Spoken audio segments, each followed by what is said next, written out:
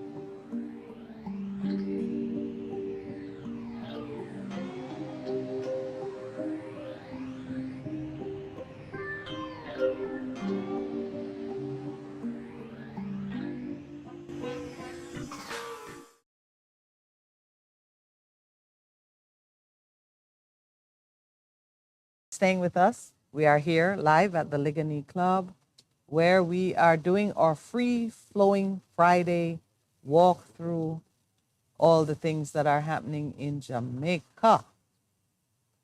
Pastor Percival, what is the word that you have for us this morning? Well, I was talking about the whole thing of transition. Remember, this week I started with He who has started. He who has begun a good work will take you until the day of salvation. And you introduced quite rightly so the whole thing of the land, the importance of the land and the responsibility that we have in regards to what we do with the land. Because remember, one of the things that has happened as a result of us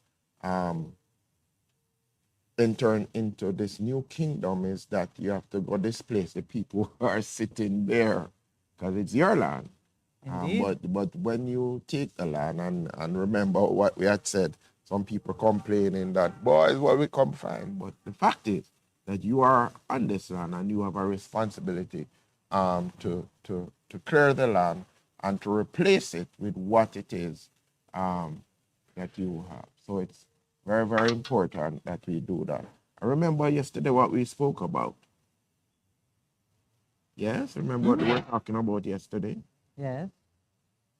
You don't Which remember? aspect of it? We spoke about many things. No, I'm talking You at and the I are very together beginning for for 4 hours. no, but I'm talking at the beginning in terms of what we shared about um, in regards to how we need to be, and again the whole theme of being responsible for our actions and walking in that. And so, as we spoke about the the passion of Christ, it was an interesting thing in terms of Jesus looking. We spoke about worshiping, Let me go to worshiping my him in notes spirit because I and feel in like truth. And I we talk missed about that something lady. specific. I talk about the lady. Remember that lady?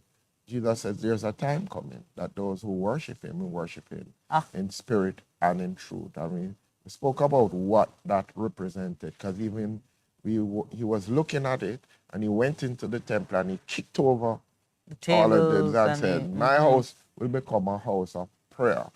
And to just understand what he was referring to at that point in time in terms of saying, this temple, even when it was erected, it should have been a place that everybody who came into relationship could enter into freely as we are raining mangoes out here. And it's going to be raining in terms of God's goodness to us as that veil that prevented us from entering into the Holy of Holies back into God's presence is removed when he died. And so I am excited. I'm expectant. I'm expecting this week as we are celebrating Passover or Pesach, Peshach.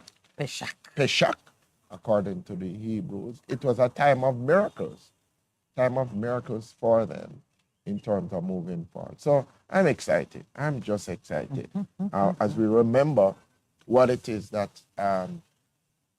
God has done for us in Christ. And I keep reminding people of that. What God has done for us in Christ. It opens the door that we can go walk back into purpose and we can become everything that we need to be. So that's where I'm at today. My purpose gonna be fulfilled. Every time you mention that you are expectant, Yes. I think again about the birthing of the nation when Yeah. we opened this morning. I'm very conscious right now that Jamaica is in the labor ward, spiritually speaking, that a new Jamaica is being birthed. Very conscious of it.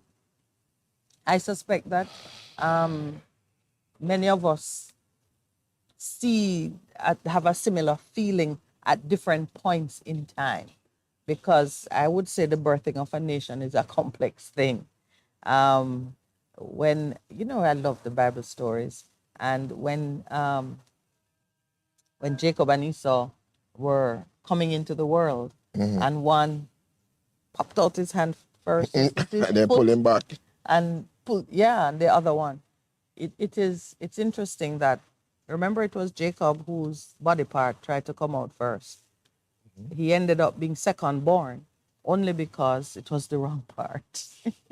Okay. They were twins. Yeah, I know. And they were, yeah. If it was a single baby and the foot come out first, they would call it like a breech birth, but they would have taken the child out. Okay. But a body part showed he was the first one to experience the outside world, but Esau was the firstborn.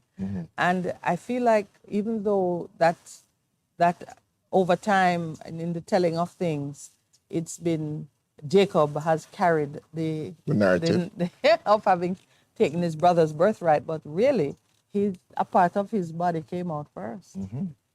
So the They were truth is, fighting from they then were, they were striving in the and womb from then. yes, and if things had gone, if the rest of him had followed the first, or was it his foot? I think it was his foot that came out. Anyway, suffice it to say, there was every indication from the struggle in the womb that Jacob was intended to be the firstborn. Yes. That was his clear intent, to be the firstborn. But as maybe it was the midwife who arranged them, who took them out in the order that they eventually emerged. But you will see through a series of extraordinary events that Jacob did in fact claim the birthright. Yeah. Yes, indeed. It's Yes, interesting. Yes. it did come back to him. It's one of the little things in Bible lore that you could write a book about, but sometimes it escapes attention. Maybe I'll be the one to write the book. You remember somebody Anyway. said that you're going to be writing books. Oh gosh, yes, that's been so many times. I'm the one who is being lazy in following through with that particular You are? prophecy. I don't see I've you as a started lady to person. write. I've started to write. I have things, in development, but not published as yet. Okay. All right. So Like you. Yes. Don't you have your I have a rhyme? book in draft. Yeah, but you know on what? mentorship, and then the other one. A book in draft is just an idea until it's published Well, it's basically it's written just to be edited and released. and released. Yeah. All right. So Percy, this season you shall give birth to that book. 2 books actually. What, twins? Yes. No, no, it's serious. It's been. I remember years ago, I was talking to somebody who moves in the prophetic, and he said to me, "There are 2 books that you need to write." Struggling in your womb. Yes, Need there are to 2 come books. out. He said it, and he says those 2 books will take you to another level in terms of the message that Yeah. you need to speak to the world. And you're slowing down your own progress. Yeah, I did. Yeah, Yeah. but some You other look- things yeah. had to come. You look great this morning, by the way. Listen to me. The man is well pruned. So it's radio and most of you not seeing Pastor Percival. What I can tell you, he's looking fine. Your barber is to be given every kind of credit. He did a complete job. He's plucked like a chicken. No.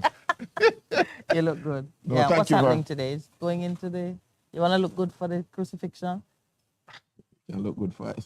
Well- Turn into you then. Well, can I tell you, reading about the horrors of slavery and the lynching of slaves, which was high fashion in antebellum South in the USA. Uh-huh. A lynching was a grand event.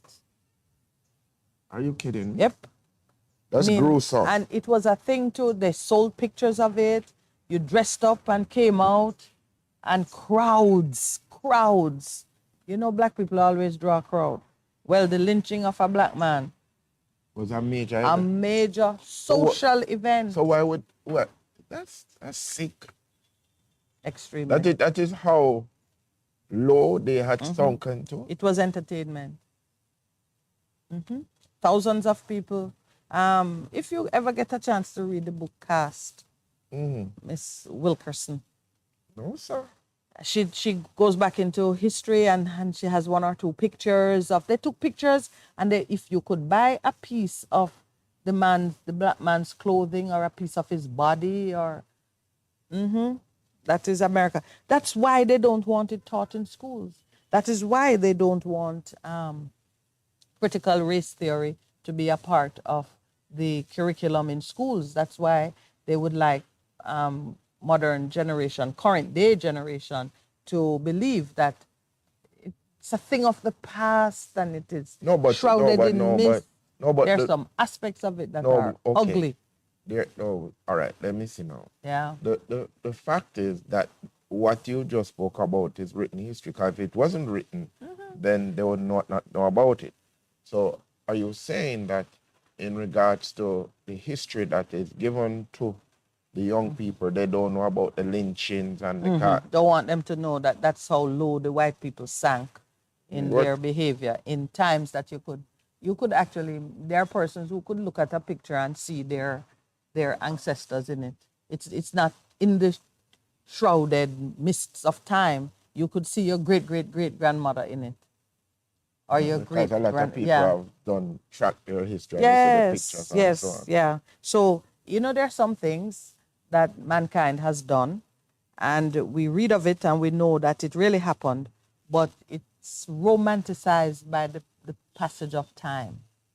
Like even when you read in the Old Testament, and do you remember when, of course, you remember the Balaam incident at Peor?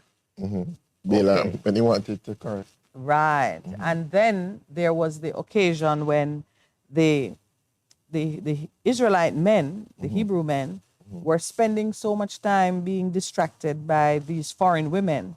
They were bringing them into the camp, and a plague broke out. Yes. Okay. And while the plague was running, Eleazar the priest Had to run took a man came in with a woman, and he one killed of her the Midianite women, and the priest took a spear and and drove drove it it through the through body of both the man and and the the woman woman, because they said it was they contaminating the checked it up. camp. Yeah. And the moment he did that, when they fell to the ground, the plague stopped. Now you read it, and the horror of a priest dressed in his priestly garb committing what we would say is murder, and not just murder, double murder. Yeah, because yeah. Two, he killed the couple who were carousing in the camp. They That should not have. that act so pleased the Lord, it is recorded, that the plague which had been set amongst the people came to an immediate end. Now, when you read something like that, You know, it, look on the immediate it, end, you don't think about. you don't think about the horror of seeing two people laughing, and maybe they were a little drunk, and maybe embracing, and it was clear that they were breaching the rules of camp. They were breaching. It's They were clear. It must have been clear. And the priest was so enraged. He took a spear, and it was recorded as righteous anger. And his act in killing the two people brought the plague to an end. When you read something like that, you don't spend a lot of time imagining the blood and the horror of it. You just, as you say, you just see the end of the plague. And it comes down in the story and the telling of your history as something great. But could we get away with that today? I don't think so. All right. So now, critical race theory and what the effort that America is going through now to keep out of the tender minds accurate knowledge of their own behavior and misdeeds, and to keep out of current conversation the reality of the connection between those misdeeds and the continued oppression of a class of people who you could no longer say, you can't look at the excellent performance and attributes of black people in America and try to say, yeah, there was a time, when they were subhuman. There was a time when we could walk on them. There was a time when we had the right to treat them any which way. You can't look at President Barack Obama or his wife, Michelle Obama, or just think of it, some of the athletes and the entertainers and the academics and the judge on the Supreme Court.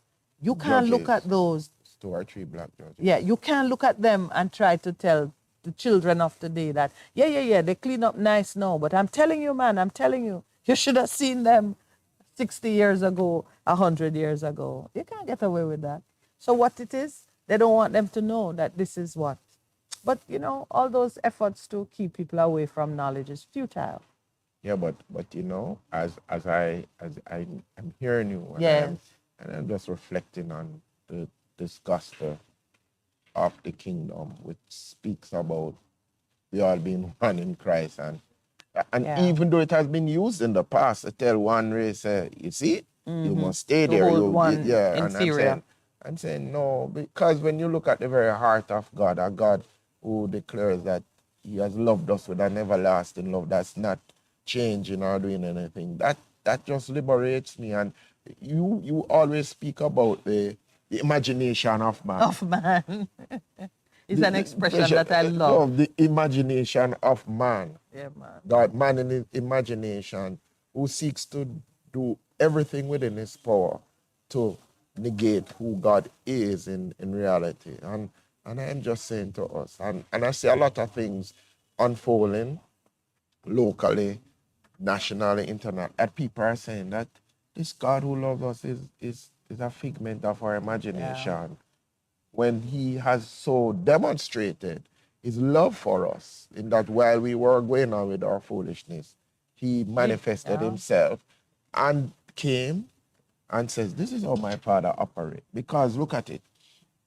Remember how they treated women, even in their culture, Yes. to say that they were second class. Yes, yes. And then Jesus, in one fell swoop, like one, we have the instance when they brought the woman caught in adultery and was stoning her. The men, Well, they wanted to stone her, and he bends down into the sand and he's thinking, writing. I wonder what he was writing.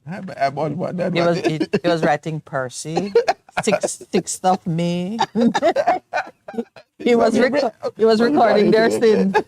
And they knew, because you know the Spirit work. Immediately the Spirit planted in their consciousness that, hey, he's writing what you did. You would have been stoned 10 times for that act that you committed. Yeah. But you know what I love about that, the adulterous woman story, call it story. I think about the malice in the people who, you catch a man and a woman naked, Yes, because they say we caught her. There's no doubt that they were not washing clothes or just having a cup of tea. Yeah. That we knew what they were doing. And they didn't want to deal with her then and there. They said, where's the teacher? The man that we want to trap. Yes. Can you imagine? They were able to restrain their great outrage at this moral breach. Yes. And haul her across town. They might have said, where is he? Okay, I know he likes to be back. Just imagine that. Let's go find him. Let's go find him. So we can use this as an opportunity to entrap him. You could think of the many times when we ourselves behave in a similar way. What does that tell you? We are not outraged by the lack of morality. Because when you are outraged by the lack of morality, you do what that priest did when he took the spear and dealt with it right on the spot. No question asked. He didn't call together a council. He didn't say, should I kill them? No. He did. No. He sprang into action and he did something which expressed his outrage. He said, what? In the middle of this? We are dropped down dead. Plague is on our door. You know that it is the slackness that will go on within the camp that has brought this to us. And you coming out here, carousing with your woman. Are you mad? And he sprang into action. No, every defense lawyer could get him off. That is not something that you could really hold a man. Crime of passion. It's a crime of passion. And what a passion. The passion was for the reverence of God. Yeah, the righteousness of God. The righteousness of God had been affronted right in the face of, as we are being punished for our misbehavior, you have taken it to a new level. You shall not live. Level. And the force with which he struck the man with the spear, it went through the bodies of the two of them. That I can understand as outrage. A crowd of people who catch a woman in a house With a man. with a man and take the woman out and I drag her through the town to go find the man. You know how it was. No, but seriously, I always have, where is the man in all who of made it possible? No. The man get a blight. This is too how we treat with corruption. Some people get a blight, but somebody else is dragged through the streets to be held up as an example. I always say, they took the woman all over town to find Jesus, not so they could bring her, use her, punish her as the law declares, but so they could use her sin as an opportunity To catch to him. entrap. I love the way he turned the tables on them. May he turn the tables on your enemy just the same way. I am pronouncing it. For those who Who are find safe. themselves in a situation where, yeah, you made a misstep, but those who became aware of your error, instead of dealing with it for your good and for the good of the society, they choose to put you up, they pillory you. Which You is know, I what they love do. that word. They choose to put you up in order to bring someone else to shame. They were trying to get to Jesus, and Jesus rescued the woman. When she was there standing up, I guess to She show probably was you, she naked, was auntie. probably wrapped up in a sheet Sheet, or something. yes, yes, Yeah, yeah. because why bother to attend to her modesty? Because your plan is to stone her. Yeah. So And as far as you're amazing. concerned, she did already. You And he just just don't said, want to use oh, her as jeez. an opportunity to entrap the Christ. And did he not perform beautifully? This is what we call on him for. Yeah. This is why he died and opened the door for us, because when we are that woman caught in something obviously wrong and need mercy and compassion Redemption. and redemption, I he love offered that. it. I love it. It was just the redemption. So Yeah. and he says, oh, so where's it? Where's the Woman, where where woman? are thy accusers? When him look up, he knew. And this is why we speak as we do. When we say there is a way that is right and just, find it and stay with it. It is because we know once you're on that path, you are going to get the compassion of God. You're going to get access to the knowledge, the goodness, and the amazing power of God, because he turns hearts. They're looking at some people and we write them off already. We said that generation is lost. But do you know, if those of us who stand in the gap as intercessors and as advocates for repentance and the return to a righteous path, if we do our work well, the Spirit of God will move the hearts of those that we have written off. And he said some of So the there times is that no but dustbin for men, as we like to say. that's what I said. Say that again. If Because we who yeah. stand in the gap as intercessors, as advocates for the path of righteousness and the repentance of this nation, if we do our job well, those whom we have written off, the Holy Spirit, the Spirit of God, will turn their hearts. Yeah. And that is and that is such a very, very, very powerful message. That's why I believe in miracles. Absolutely. I believe. Me too. I've seen men who, when you listen to their testimony, men and women, and how far gone They were. and God turned it around. John Newton said, wretched John Newton, that famous Of Amazing Grace. Amazing Grace, how sweet the sound. And the producer is back on. Why is he telling us to break? Yes. We're on a roll. Yes. Yeah, it is 7 o'clock. We're going to take our break. Before we take the break, I want to share what Earl Brown said so we can laugh about it in the break. Earl says, Jamaica is birthing its first republic. Hope Jamaica don't go the way of France and have 5 republics. Frank had quintuplets? I find that funny. 5 republics indeed. Yes, let's take our break.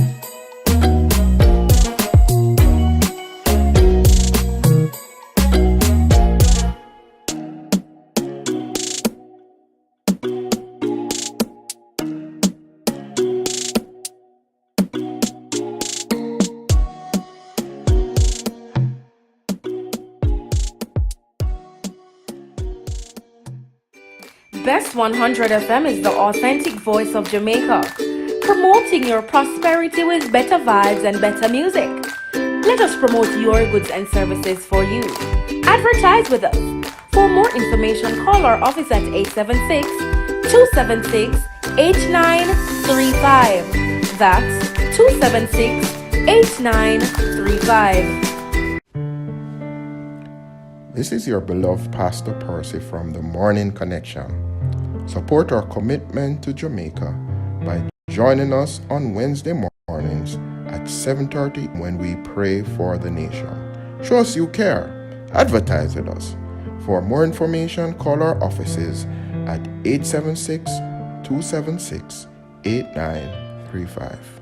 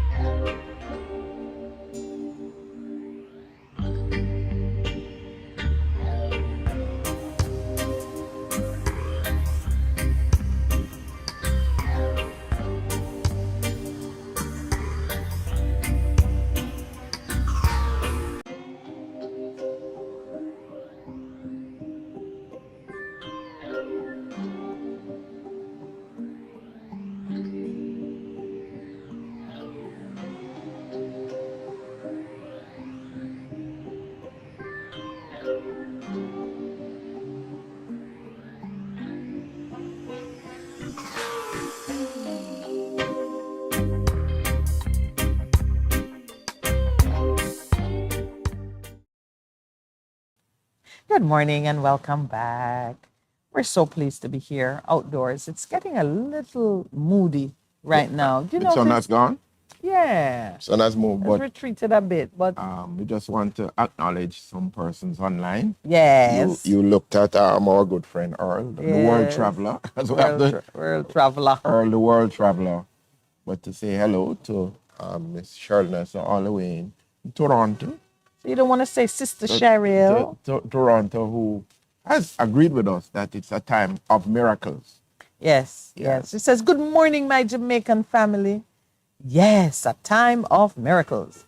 We are alive to declare freely his goodness. That's a miracle. Some can't as we speak. Yeah. Yes. And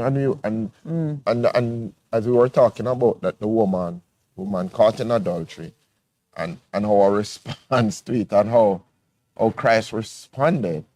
But I think the bigger issue for us is there are so many people that we write off as being irredeemable, Yeah. and he doesn't. We have no business doing it Yeah, in our because self-righteous ways. yeah, because and I was joking and say to you about my grace growers.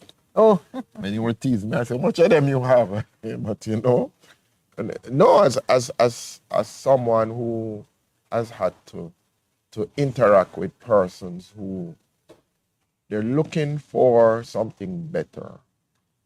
They have come to you and say, I need help. I recall and reflect on a young man who came years ago. He's now deceased.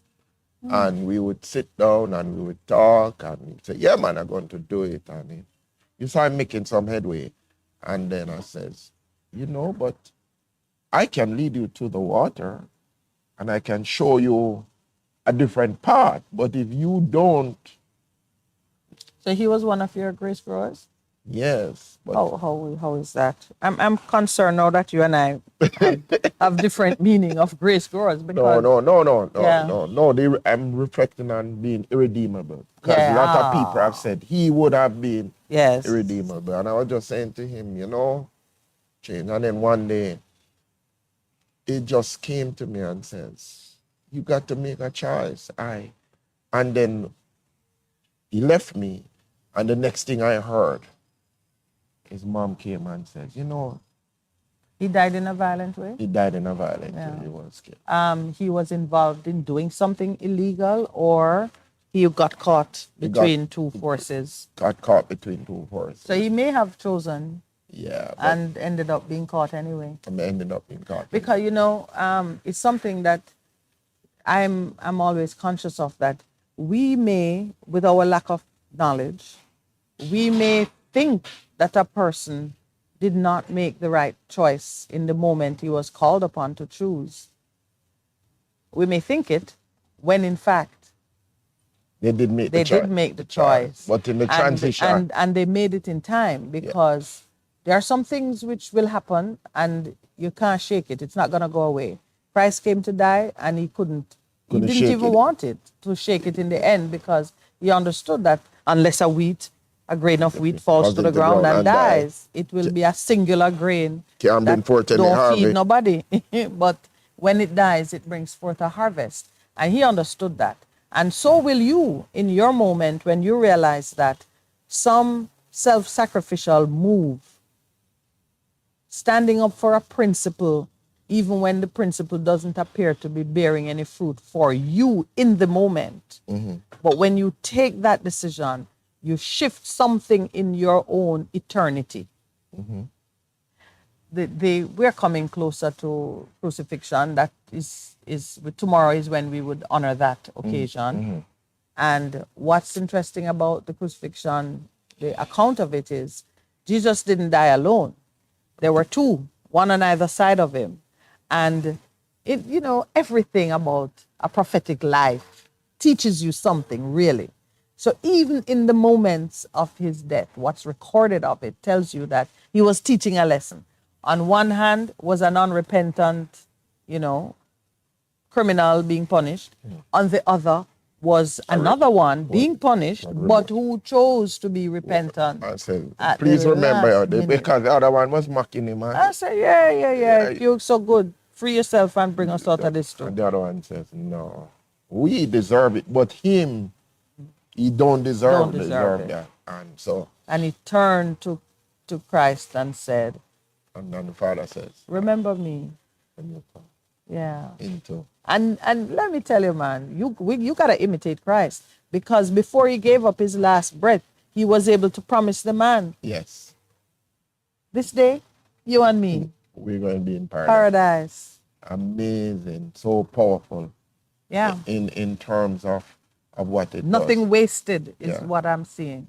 So the fact that the, even some of the, I tell you the truth, there are some people you work with, and you hope. And then after a time, you have to pray and say, all right, Father, I look like my time with this person done. There's probably somebody else who Who's can gonna- reach them. And some of the time, you have to come to that realization to say, all right. Well, there are two things happening in a believer's life. You have technical abilities that come out of your professional training and skills that are there to be a resource to those who need you.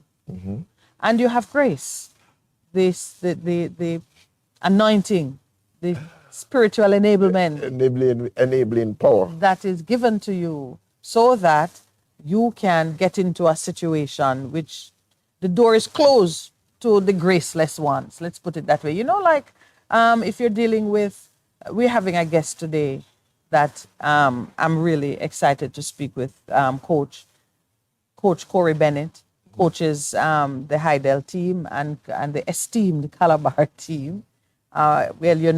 Calabar, Pastor Percy, we've been able to get the coach to speak with us. And we're not going to talk about some of the behaviors that we've seen manifest, and we've seen how persons cope and how they've reacted to it. And this coach, I think, will be a very interesting guest for us. So let's use an example that comes from his world. You have young people in training, high energy, some of them coming out of situations where the personal code of conduct is not the greatest. It is not. It is an eye for an eye. You hit me, I hit you back. I hit you harder too, so you know not to hit me again. You're not going to hit me again. If you do it, you know what's That's a code. That's a code. That's a code for them. That's a code. And they enforce it with discipline. So you get someone like that whom you're trying to teach them now that you can turn the other cheek. Remarkably, that is mind-blowing to someone who has grown up scrapping for survival. You need a combination of grace and technical skills. The door may be closed to someone who the young person, the child, will not even look at them. But you, with your grace, can establish a rapport, relationship, sister. Build a relationship to open the door. But once you've entered and you see the extent of the dysfunction, you may just realize that this child was severely traumatized, abused at different points in their life by persons they trusted, by strangers, whatever it is you discover. If you don't have Pastor Percival's psychology training, there isn't much you can do beyond commiserating with the individual and praying for them.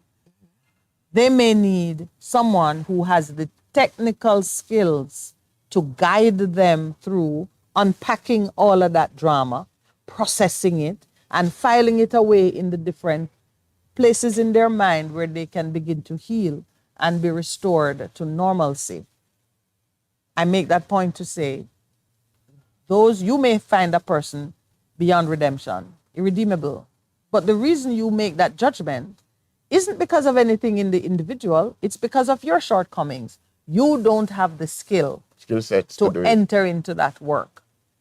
And it is true, it is important. That's why I'm saying some of the times, even in our field of counseling, somebody comes and you say, I don't have the skill set. And we need to recognize that to say,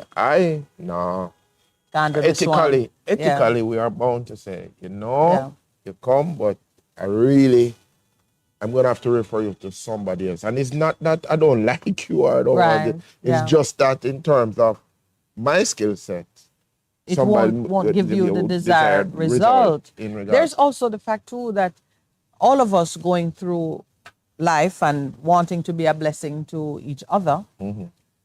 Me, if I am going through a tough divorce, personally, I'm going through a tough divorce and I'm a lawyer, and somebody come to me who's going through a tough divorce and they need advice, I need to create legal strategies to address their particular situation.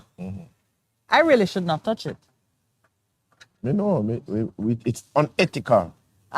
Well, We say would have said to you it's no, it's unethical. not unethical. Because they're going to probably project onto them some of the things. It's not unethical because another person might find that they can give the level of compassion and care based on their intimate knowledge of what the situation is like. Another person might find that it cuts so close to home It's that too they raw become sore, it's too raw wound. so you as an individual must do the analysis and see whether you can be a blessing or a hindrance in that situation. And in those instances, we are saying just at the top of the bat, psychologically, you're going to be a hindrance to the person because a lot of projection going to happen and your judgment will become clouded in terms of what advice you give to the person. You know, they have those funny moments in comedies where, you're getting advice and suddenly the counselor begins to speak in the first person. And right away you realize that, hey, that's not my story. That's your story. Yeah, And you realize that No. even when we are offering professional services, we are also living through our own trauma. And therefore, we could hurt when we are seeking to help. Yeah. And you need to have that awareness to pull back. So, to the point that we started off, Grace growers. the grace growers. The grace growers may come to you in order for you to mature and be more, acquire greater skills to assist others, or they've come to you because you already have the grace I passed through that. to be a blessing, yes, to that individual. And it's not you growing, really. It is the other person in whom the grace you're transferring of yourself into that person so they are strengthened. All this that we're talking about cannot happen in a world where we are separated by hate and malice. True. We have to truly feel love and respect for each other Compassion. in order for us Empathy. to empathize and to draw from our own, emotional storehouse in order to build up someone else. And I tell you something, it's a principle even in terms of pastoring. Some of the times you go through things, oh Jesus. There's a scripture. There's a You have to give a testimony. no, You gotta say what you mean by that. no. I am just recalling for us as a couple how we work through my daughter and the loss of her hearing. We moved through that, and I can tell you, for me, it opened my bowels of compassion even more to be able to deal with people who are going through pain and you are saying, but God, why this? Because I asked God that question. Why me? Because she was born all right. And why this happened? And somebody looked at me one day and said, Why not you? why not you? But God has given to you that you having the grace. He's giving you the grace to deal with that you are better able to cope, and that has helped me. It has opened up for me deep bowels of compassion to understand what people are going through, to like when Jesus says he was moved with compassion or Jesus wept. I think for me personally, I cry easily. I know. I You need a cry. rag? No, you don't need a rag. No, it is just what has happened. You I see should say people. if you need a tissue. No, it really causes a deeper understanding of the plight of people, of individuals, what they're going through, and you're going, okay, yeah, you can understand. And it enables you to also to pray. Because some of the times the breakthrough happens for people when you are praying out of your very bowels. And you are You're entering saying into. you're using the word bowels a lot. Why? To psychoanalyze you. What's with the bowel talk? Bowels of compassion. Well, I know. I have it in the declaration. And But it's just that. it's in the gut. It's all in the gut. And Why? Why you laugh, Percy? I know it's free flowing Thursday. Did I look down on your gut? You felt me look at her.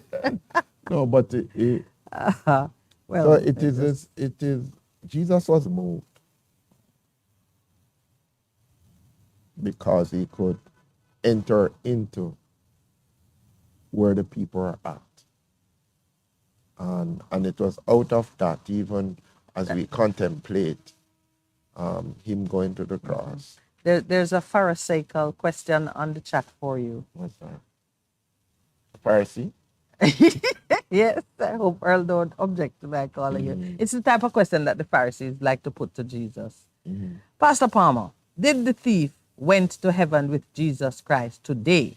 Or the thief have to wait on the rapture resurrection when the last trumpet sound? I don't. If Jesus says today you will be with me, Yeah, in it's paradise, today. It's today, and then That ends it. yeah, but then The Lord has spoken. Yeah, in terms of his spirit being there, but then on the final day, And you hear it twice. yes, yeah.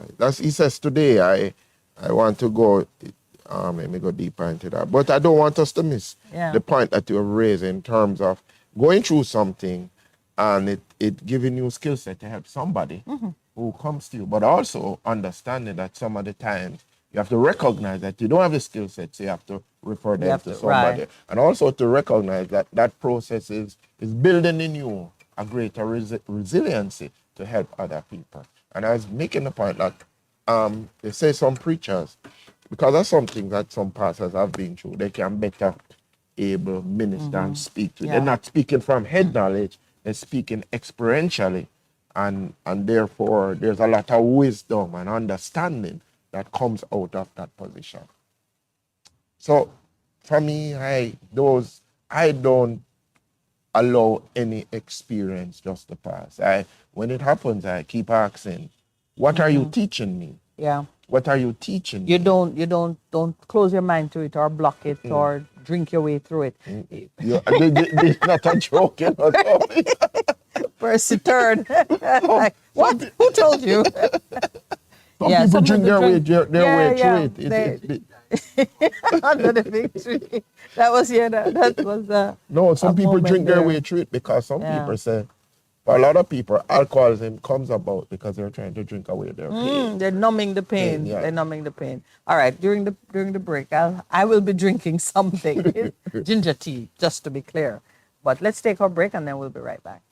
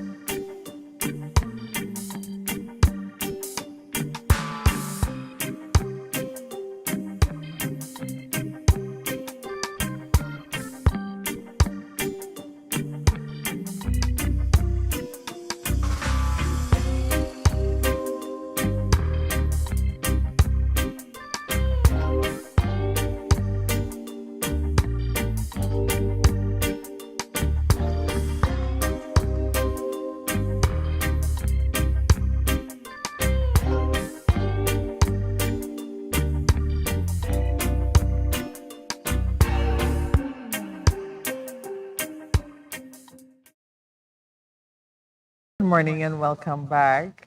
We have fun during the break, you know. We do have tremendous fun on set here during the break. Probably one at a time. Some of the things we can't even share. We will do one of the things where Mike during the break so people Oh, can hear. You know okay. that they do that. Like you watch football games and they go in Mike. But what I was sharing in terms of the scriptural basis, it's 2 Corinthians 3. It says, "Praise be to the God and Father of our Lord Jesus Christ, the Father of compassion and the God of all comfort, who comforts us in all our troubles, so that we can comfort those in any trouble with the comfort we have ourselves received from God." What's that? 1 Corinthians chapter 3? No, 2 Corinthians, second. 2 Corinthians 1, Verse verses 3. 3 Oh, I and know 4. I heard 3. 3 and 4, yes. Yes. But yeah, so yeah. Yeah. And he goes on to speak about the things we suffered and it's teaching us something and so on. Nothing is wasted in the kingdom. Every experience you have. Every experience you have. What is Mr. Basco saying? Round and round the mulberry bush. Tap dancing like Fred Hester. Who's doing that? Good morning, Mr. Bosco. But and you know I am. So you have another request. Yeah, with Jesus. Jesus when John chapter 20 verse John chapter 20 verse 17, where Jesus was speaking, the resurrected Christ was speaking to Mary, who excitedly saw him there. Yeah. Okay. Because can you imagine Mary? I saw him die. I saw him being put in. I saw them seal it up. And he's dead to all intentions of everything. And now, Here he is. Here he is. Standing, talking to me. And it was not an apparition. No, it was not a ghost. No. He had substance to him. Right. Could eat fish and make fire and sit down and chat with his brethren. Right. But he could also pass through doors and walls. Because he was in it was a different body. Which is what we will have. And so what happens, because of the ceremonial law, if you go back into Leviticus, when they speak about must touch your dead. If you touch your dead, you have to... Yeah, you're impure, unclean for... Right. Yeah, so that's why I told her, don't touch me. I have to go up to complete the process in terms of the father saying, all right, you're good, you're clean, you can go back now. Yes. Yeah. So one of our listeners online asked a question, which is what Pastor was just addressing. He wanted to know, what is the meaning of John chapter 20, verse 17? And we'll just describe the scene for you. Mary is seeing the resurrected Christ, and what she sees, she could cling to, she could touch it, she could hug him if he permitted it. And when she reached out, he said, do not. One of our listeners asked, what does it mean? What was he really saying? And so, yeah, Pastor has explained it. When you contemplate the nature of this resurrected body, it is not the body that rots and nourishes the soil. It's a different body. It's clear. It has different properties. It can eat food, which, ghosts don't eat food. What we know as apparitions, which do not hold a dense form. And just so you don't think that this is just some kind of nonsense chatter.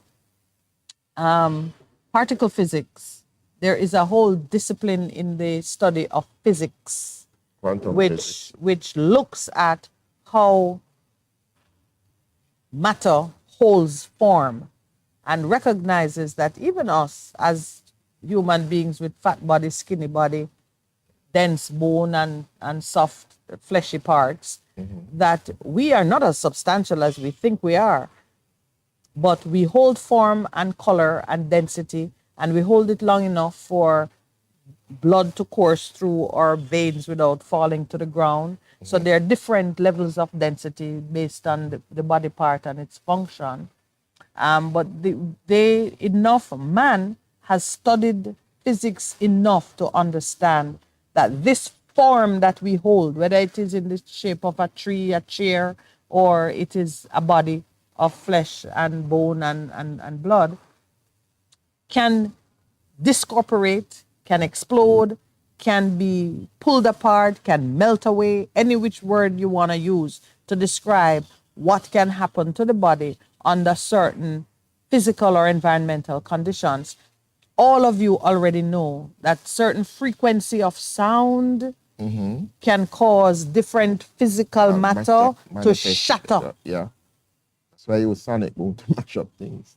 And we were all listening to listening and hearing about the mysterious illness that was afflicting American operatives in China, in Cuba, in Venezuela. These persons who became so ill, and the only thing they could point to was a sound That was hard. that was being emitted and concentrated in certain quarters. We're not hearing much about it now, but please do not believe that the technology has disappeared. No, it has not disappeared. They're just refining it. You remember some people have even spoken about with earthquakes and the fact. Yes, HARP. The HARP technology. That you can emit at the frequency that can cause different things to disintegrate. And we have seen some of the best singers who, no, not Percy, who hit a high note and it causes glass to shatter.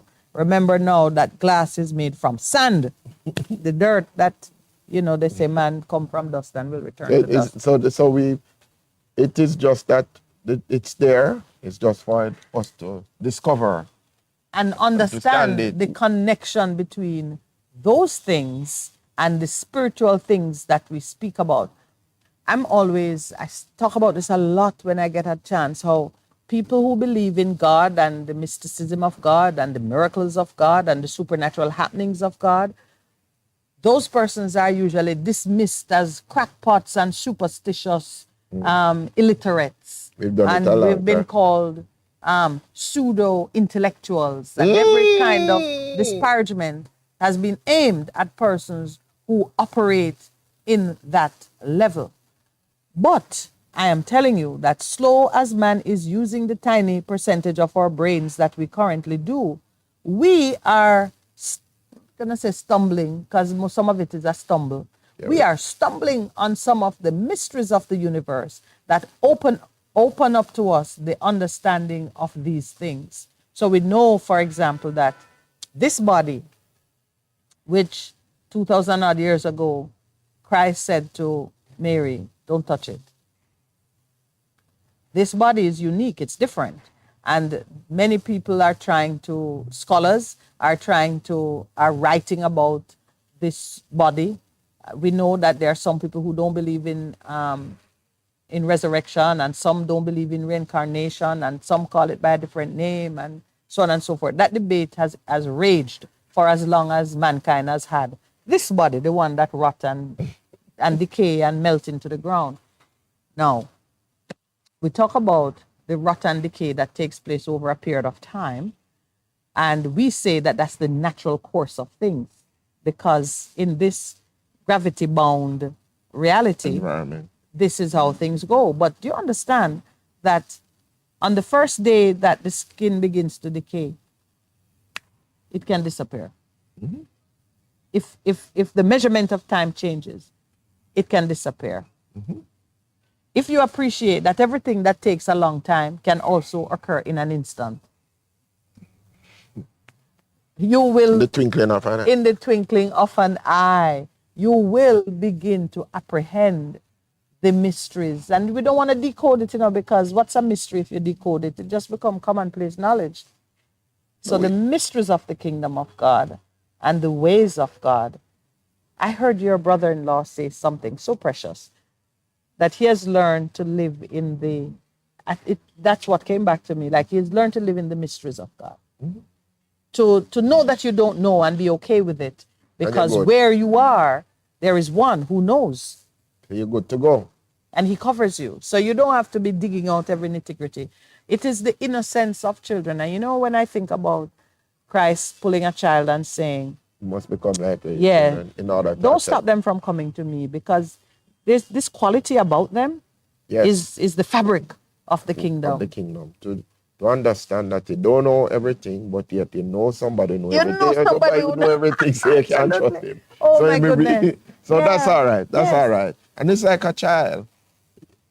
You ever been in a thing where my father will beat your father, and No. you But never my beat father could always beat everybody else's father, and they knew it. That's Hey, affection. my father was fierce. Mm-hmm. Warrior to the core. You didn't have to, if my father came into a conversation, it was, yes, Mr. Palmer, okay, Mr. Palmer, or Mass Melford. There was no, he had the look and the fierceness of who he was. Are you kidding? You Short, serious? yeah, he wasn't a tall person, an imposing person in terms of height and stature, but there was something about his eyes and his voice and his demeanor. When him get serious, nobody play. You know, it's kind of like that. Lowell is like that. Sweet and gentle person though he is, everybody think he's a terror. And he said, come from his father. And you know what? When I see pictures of Lowell's dad, I'm telling you, he looks like my dad. So that's why you married Lowell. No, I didn't know his dad. I And not trouble only you. that, too, his father not tall either. It's the same kind of stature. Same kind of stature. But You these know, you're are the thing that men, men, you're the thing when them say women marry. their fathers. Yes. But Lowell is tall. Yeah, but My somebody, mom is taller than my dad. okay. But he was But hey, I love that about him. Warrior to the core. and that's where you When get my it from. father, I think so. And my mother not easy either, she's the iron fist in the velvet glove. She wear you down. She's water on stone. It's a drop at a time. But you rest You're that assured. Mrs. Palmer? Oh, wonder if she's listening this morning. I say you're going. I don't want her to know that I know. Don't you know? But Yeah. even as Yeah. we move towards 8 o'clock, there are How some did you things get that me on that? I know me. You go down there. Me never you go down there. Person distance himself from it. Me. No But man, no, I but one of the things is I wanted to comment on it, and it's a news report that we saw. oh Lord. Is it about the Prime Minister? The Prime Minister. You know what? Give the Prime Minister a rest. Today is Holy Thursday, now you must be compassionate. Wash his feet today. I must do what? Wash his feet today, the Prime Minister's feet. Symbolically. Give him love. Okay. This is about giving him. All right, I know the report. I saw it. And I thought, I couldn't am I understand really it though. reading this right?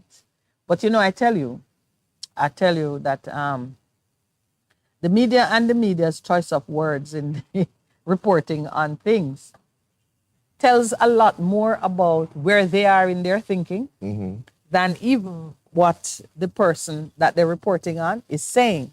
Because I find the comments that are being attributed to the Prime Minister, he's been making those all along, except for the parts that are specific to recent happenings. Have you found the story?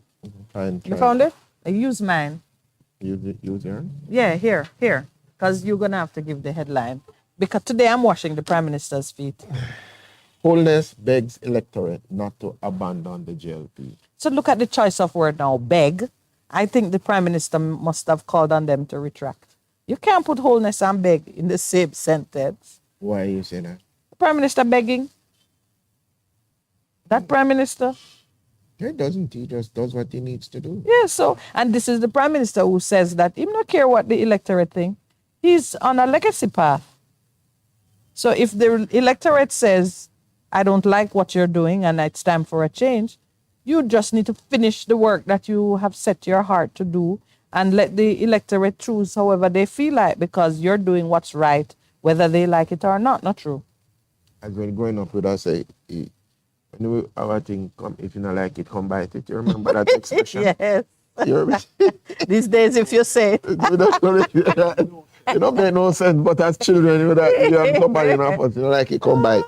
But there was that other expression, bite me. What was that about? You know that when somebody says, it's like speak to the hand, Yeah. but it was bite me. But he was talking on he was was speaking on the story of Western, talking about what's happening in the Cornwall region, which is a blot, because he said there, even what was in the budget, he said, going to be more. And I'm saying, okay.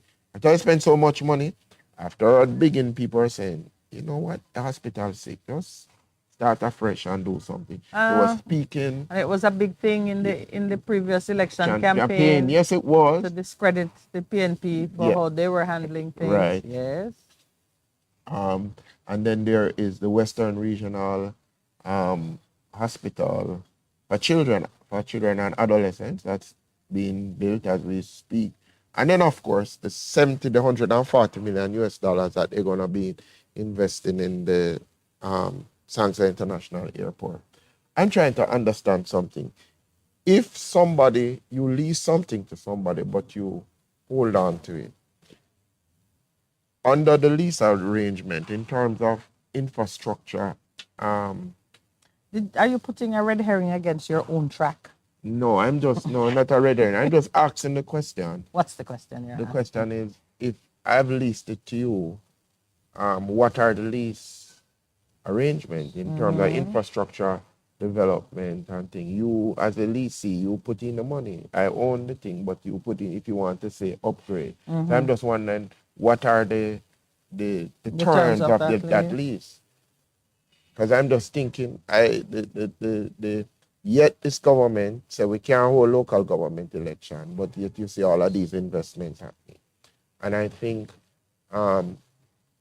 you should, if you believe in democracy, you should say, all right, let's make the money and let the people speak, if you think that is important for you. I guess it's against that backdrop that they have used the headline. Yes, so the story that Percy was drawing to your attention, and many of you have seen it, and many of you expected it anyway, because politics is a game of shameless audacity. We know that. And we do require people to display shameless audacity in some situations. We're calling it out of the nation. Don't be so embarrassed about your situation that you don't ask for the help that you need. And ask more than once. Ask until you get it. Be shameless in pressing for things like accountability from your leaders. And, there are some things that we need to move with great persistence in regard to those things. But the idea of a prime minister who says distances himself from certain things, begging the electorate not to abandon. The word abandon means when you abandon something, it's because you have an obligation to that thing and you choose to set it aside. So here he's saying, I have worked hard for you. You have an obligation to show your appreciation and give me your continued favor. If you vote me out, it would be unreasonable and unwarranted. And the begging part just don't even sit well. I think that that reporter was being very imaginative. Suffice it to say, it's politics, and expect plenty begging, and expect some bullying, and then expect some bribery. That's the nature of the beast. And we have to be prepared not to be distracted by the heat or the talk of the moment, the emotion of the moment, when persons are standing before you and telling you all kinds of, nonsense? Telling you all kind of nonsense. Just know, follow the issues, look at what's in your best interest, and vote your conscience when the time comes to vote. Mr. Basco has asked you, Pastor Percival, to kindly address the meaning of another scripture. I told you you're going to need to do your own show on that. He wants to know, what does 2 Peter chapter 3, verse 10 mean? 2 Peter chapter 3, verse 10 says, the day of the Lord will come as a thief in the night. And we already know Jesus said, no man knows the day or the hour. So it will happen without any announcement and warning and notice and countdown. The day of the Lord will come as a thief in the night, in which the heavens will pass away with a great noise, and the elements will melt with fervent heat. Both the earth and the works that are in it will be burned up. That's it. what people call apocalypse. Yeah. Because in the end, I saw a new heaven and a new earth coming out. So if you're going to get a new heaven and a new earth, how's the old one going to stand? So when God comes back, Jesus comes back, This is the day of the the Lord. correct day of the Lord, what will happen is that, okay, everything would have come, I call it, to that moment. So now he comes not back as Savior, because he came as Savior, he comes as Judge. And having done what he needed to do to bring judgment, then what is all the heavens and the earth will pass away, and a new heaven and a new earth is going to come. So the day of the Lord is an expression in scripture that captures some Fine. common elements. One, when he comes to execute judgment. Judgment, yeah. Two, when he says enough of man and he takes charge Right. of things. And you speak about the coming kingdom of God. Yes. We're the ushering in, the full ushering manifestation. in that everlasting kingdom. Yeah. I would say to those who are penetrating the scripture and others like it, you must embrace in your thinking a couple of things. One, historically, there has been a day of the Lord before. This time he used water. On that occasion, it was water. Destroy the water. And the scientists are now pouring through the earth, the record, and they see that something cataclysmic happened in an instant. When Yes, they go through and it happened everywhere. Yeah, it happened everywhere. They are taking samples from different parts of the world, different continents, and they're seeing the same thing. Same pattern, layers of petrified. And how it was laid down, they said something it happened in an one instant, time. just one time. Yes. Boom.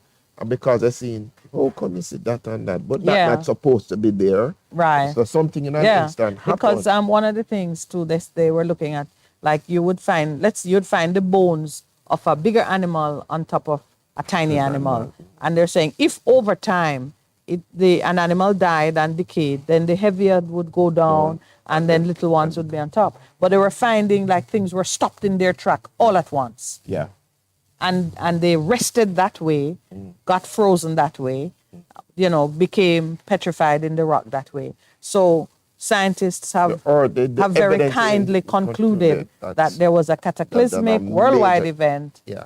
And it has the remains are there, fossilized records speak for themselves. So we don't have to doubt that there was judgment executed on a worldwide level. Also, those who study and talk about the Ice Age, they know that there was a cataclysmic event that brought things to a close. And the day of the Lord can come for you personally in your life. It's one of the things that I learned, that for each person, when they come to the end of their line, it is a judgment. It's a judgment that is executed on you when you get to the end of your life, your line. To you, for all intents and purposes, the world has ended. Yeah. So Did you know that? Yeah, because it's so in a personal way, the day of the Lord can come. But the one that is addresses now is for everything. The created world, including the land. Yeah. And it's so funny that I listen to sometimes persons talking about it as if it is Bible lore and it's some far-fetched nonsense. I think right now we are talking about climate change. And the big debate the big issue at the heart of every discussion about climate change is that we are working this world to the point of collapse. They're trying to reverse it. Like something going to come if we continue in this part. Let us do what we can. Like to you say, slow it down. So like a horse going through it, go, woo, donkey, woo, trying to pull it back. What is the horse and the donkey talk? The horse gonna try and say, "Woo, donkey! Woo, donkey! Woo, donkey! Come that on." horse is not gonna respond. In fact, the horse might run harder, calling it a donkey. Yeah. So we know this is the more you hear talk of climate change, the more you realize what 2 Peter chapter 3 verse 10 means. All right, we're right upon the 8:00 break.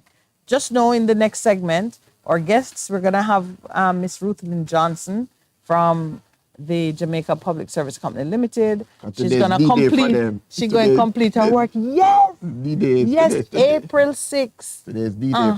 Yeah. And we'll go on. And we'll go on until 8 to 12. So they're coming to share with us and just topping up your knowledge on how you're gonna use the mobile app features and so on.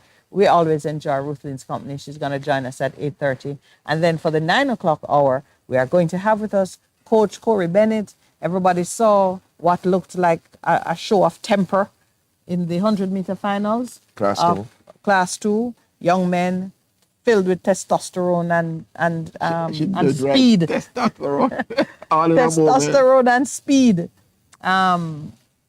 Pastor Percival arranged, and I'm so grateful for that, for one of the coaches to sit and talk with us. How are we really preparing these young men for young ladies too. And young ladies too.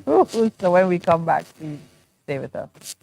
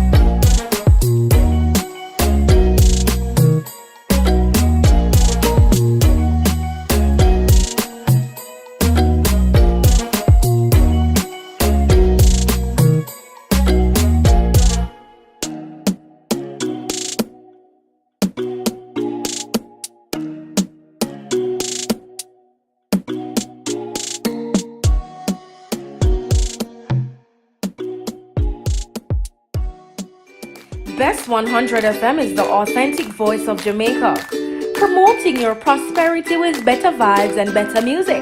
Let us promote your goods and services for you. Advertise with us.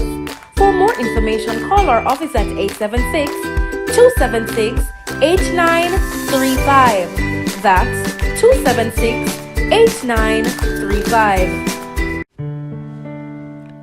This is your beloved Pastor Percy from the Morning Connection.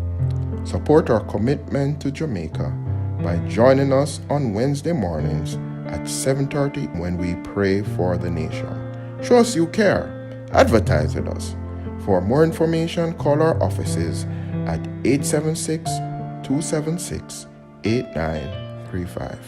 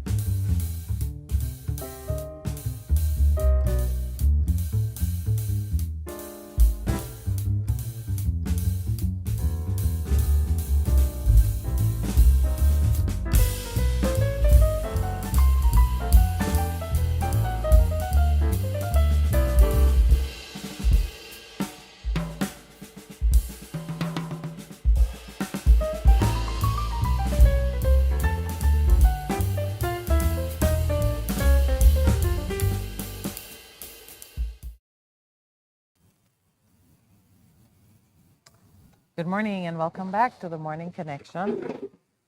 We have entered the segment where our guests will begin to arrive. And our first guest is going to be Ruth Lynn Johnson from Jamaica Public Service Company Limited. As you know, JPS is undertaking a massive system upgrade. They only do this maybe once a decade. And this year is it. So you have to be prepared for what you won't be getting or experiencing during the period of the upgrade. The upgrade is from April 6th until the 12th, and it is going to affect everything. This is throughout their entire system. It will affect disconnections. They will have something in place to handle reconnections, but it certainly is going to affect your experience trying to reach them by phone, online, the mobile app, everything. It's frozen. They've chosen this time because while we are on holidays, Easter holidays, schools and businesses and so on will not be as severely affected. Tomorrow being Good Friday. Then you have the weekend days, Saturday, Sunday, Monday being Easter Monday. So 4 of the Holidays. our holidays. They'll be back online on the 12th, but it's important that you know what to expect and that you can take. I think today would be the last business day. Oh, it starts today. It starts today. It starts today.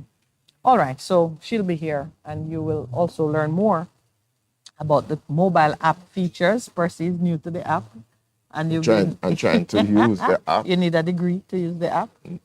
I don't think so, but Oh, okay, because we don't want to hear that it's too complicated for the average person to use it. But you learn more about the mobile app, the features, how you can query an early payment, or how you can get the early payment incentive or late payment fees, and how to report meter damage. Those are the things that we hope to cover in that interview. And then for the last hour of the morning, we will be joined by Coach Corey Bennett. You know Coach Corey Bennett personally. Yes. I know him. Man of faith. Man of faith. Man of discipline. Yes. Who is a man with a plan. When you see him and you interact with him, you better understand who he is. His mom is Hyacinth Bennett, who is the founder of the Heidel Group of Schools. Oh, yes. I see. Former principal of Old Man's Prep. In his tribute, when they won, he paid tribute to his mom and says she was the one who her vision, dream in terms of Heidel Group of Schools and the different things that they have done. So, Corey is our guest. He has served as head coach to character game teams and other things. And good gentleman. He's married with 2 children, and he also coaches his son. His son was in the Catalan at championship. Think he came 4th or 5th in terms of that event. So really do appreciate him as a person, as an individual, but even more so in terms of what he has accomplished with the small teams. And he set himself targets, and we can learn lessons from him in terms of what he has done, in terms of as we seek to set up plan and work the plan until you see the fulfillment of that plan. Which requires patience. Yeah, patience, man. A great deal of understanding. Yeah, so I really do appreciate him as an individual. And he give us some insights in terms of what are, I don't know if there are secrets, but what are the principles that he uses in order to achieve what he has done. Well, you've done some counseling with young people, and you do mentoring at Calabar High School. And in other instances, yeah. Yeah. So you have some working idea of the thing what is relation. we're up against. Yes, yeah. Oh wow! I'm always smiling, and because I have a adolescence, which which is adults without sense. As I remember, lady who, that's what she termed adults without sense. You know? Adults without sense, and in terms of what you have to do in terms of helping them. And one of the things I've discovered is unconditional love. They understand even as they're making choices, seek and determine what their values are, that they know more than anything else that there is a rock, there is a reference point that they can always go back to and speak to in regards to things that happen in their lives. So we really do look forward to his time of sharing with us this morning as he does what he does best. Yes. So we're waiting on JPS. That has been interesting for me. Oh, you want to talk a little bit about your mobile app experience? You call, JPS call. You sign up. But I'm trying to remember what happened. But somebody asked me to check something for them, and I did. But then they said, don't proceed further if this is not your number that you're using to check. I've been calling the thing, but you are in the queue now. And if you're in the queue and you're waiting, it take a long time. So I guess is what's happening. Pastor, we're on a roll this morning, and I just glanced at the chat and I see that one of our listeners has asked us to comment on Ecclesiastes chapter 7, verse 25 and 26. I'm just going to go to it. Which one are they? Ecclesiastes 25. No? 7. 7, sorry, verse 25. My God, there's no 25. Yes, I just about to say, we reach 25, you're probably the Psalms or... No, it's the verse I was getting caught up in. Is that one of our titans of industry going to work? Could I be. hear the helicopter overhead. Have to wait. Ecclesiastes 20, verse 25 to 26. I applied my heart to know, to search and seek out wisdom and the reason of things, to know the wickedness of folly, even of foolishness and madness. And 26 says, and I find more bitter than death the woman whose heart is snares and nets, whose hands are fetters.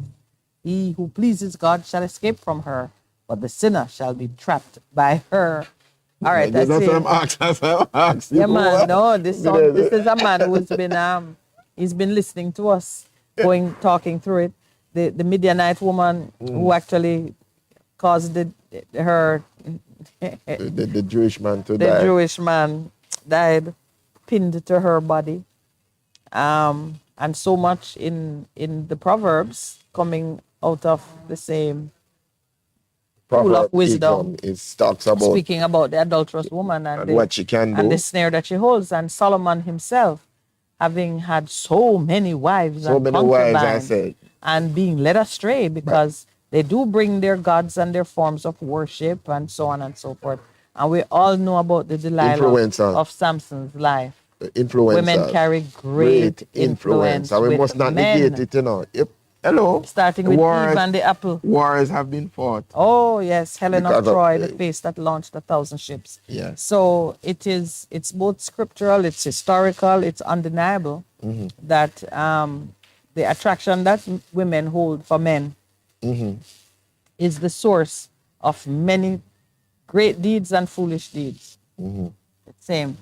And so it's always interesting. These two verses, Percy, you go first. Why am I attacking? No, he says. He says. Oh, yeah, it's a minute. Thanks for the interaction. I applied my heart to know, to search out wisdom and the reason of things, to know the wickedness of folly, even of foolishness and madness. So he was on a quest to know what was truly wisdom and why things happen. No, well, he was investigating the wickedness of folly, even of foolishness and madness. Big trucks, they are creating havoc. So I think about fully loaded. Oh Yeah, my Lord. but no, the idea that man is always seeking to understand either you don't spend a lot of time investigating your success. No. Your success speaks for itself. You enjoy the riches and the benefits of it, Mm. but you do spend a lot of time decoding, breaking apart. Why did I go this way? Why did I do What's wrong? the source of my madness, my Yes. folly? Yeah. And in the search, this wise man here says, Ecclesiastes is credited to Solomon. Mm-hmm. Yeah. Most of the right things. Yes. Solomon, credited as the author of this book of Ecclesiastes, the wise sayings of the preacher. Mm-hmm. Solomon says, when him study all of the things that cause people to go astray and to descend into foolishness and madness, more bitter than death, he has found that it is the woman whose heart ensnares, entraps you, and who tie you to herself, whose hands are Worse than fetters, death? who bind you. It's Worse worse. than death, him say, worse than death It's more is a bitter than- woman who lead you astray. And he gives his word of caution. He says, a man who wants to please God should escape from her. A man who wants to please God need to walk far from such women From women who will lead them astray. who will lead him astray. But you know- But then he says the sinner, the one who is out of the will of God, outside the plan of God, will definitely be trapped by her. And it is true. I know that righteousness is seen as a path that you walk on. Yes.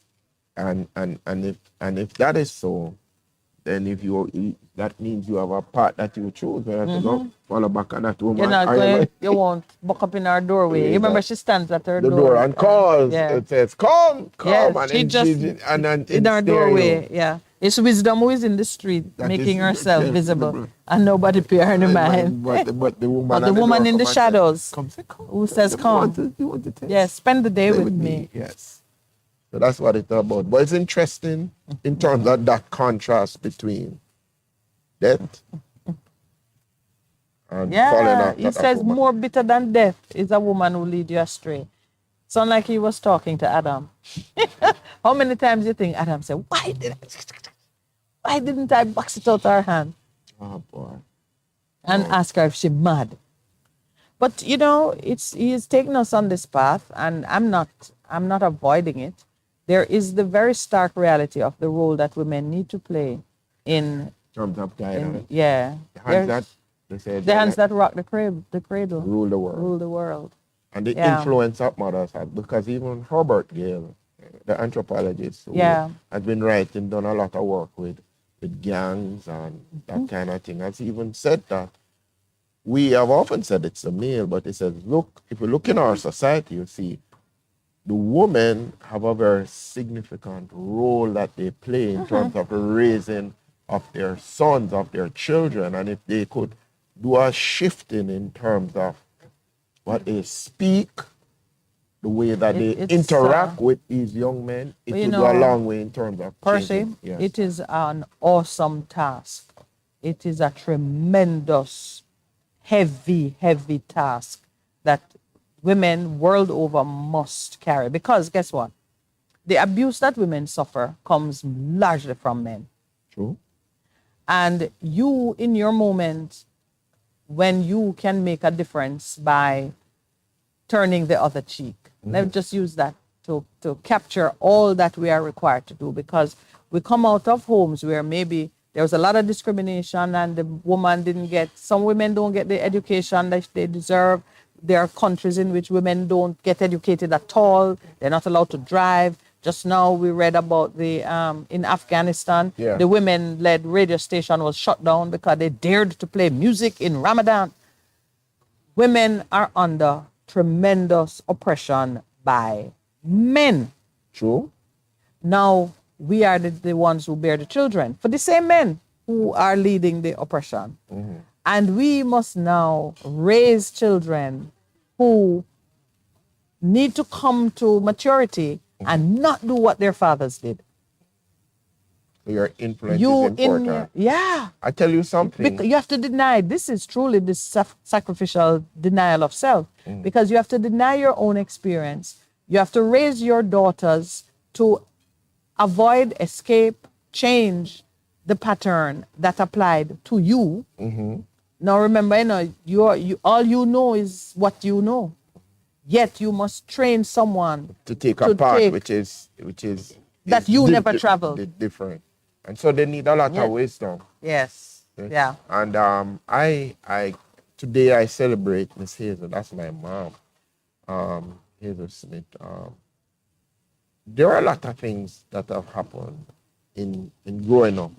And one of the things that she did, because we could have become bitter as children, and Yeah. she said to us, he's your father, you have a responsibility to respect him. And the forgiveness that she just Yeah. shared, She put that in the milk. they put it in a way, Yeah. in terms of being compassionate with all of the things, and she continued I on. say the same of my mom too. Yeah, I because can easily say the same of my mom. And I see the difference in how we as children, we as adults. the generation that she was preparing. Yes. I see the difference and the impact that we have.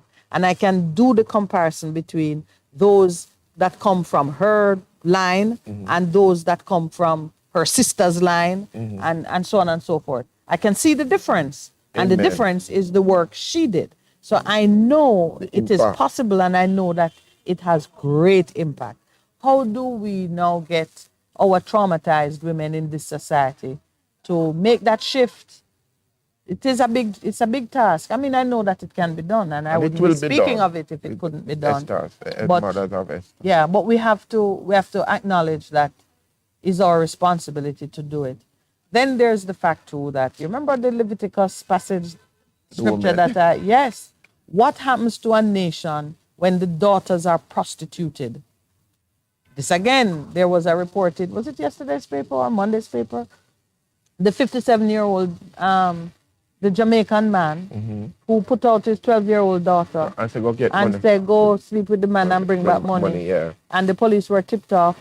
They didn't get there to prevent the abasement of the child or debasement of the child, but they got there in time to Arrest hold the man. the adult who slept with the 12-year-old and the father yeah. who set it up. But there is a punishment On for the land. nation, the land in which these things are permitted.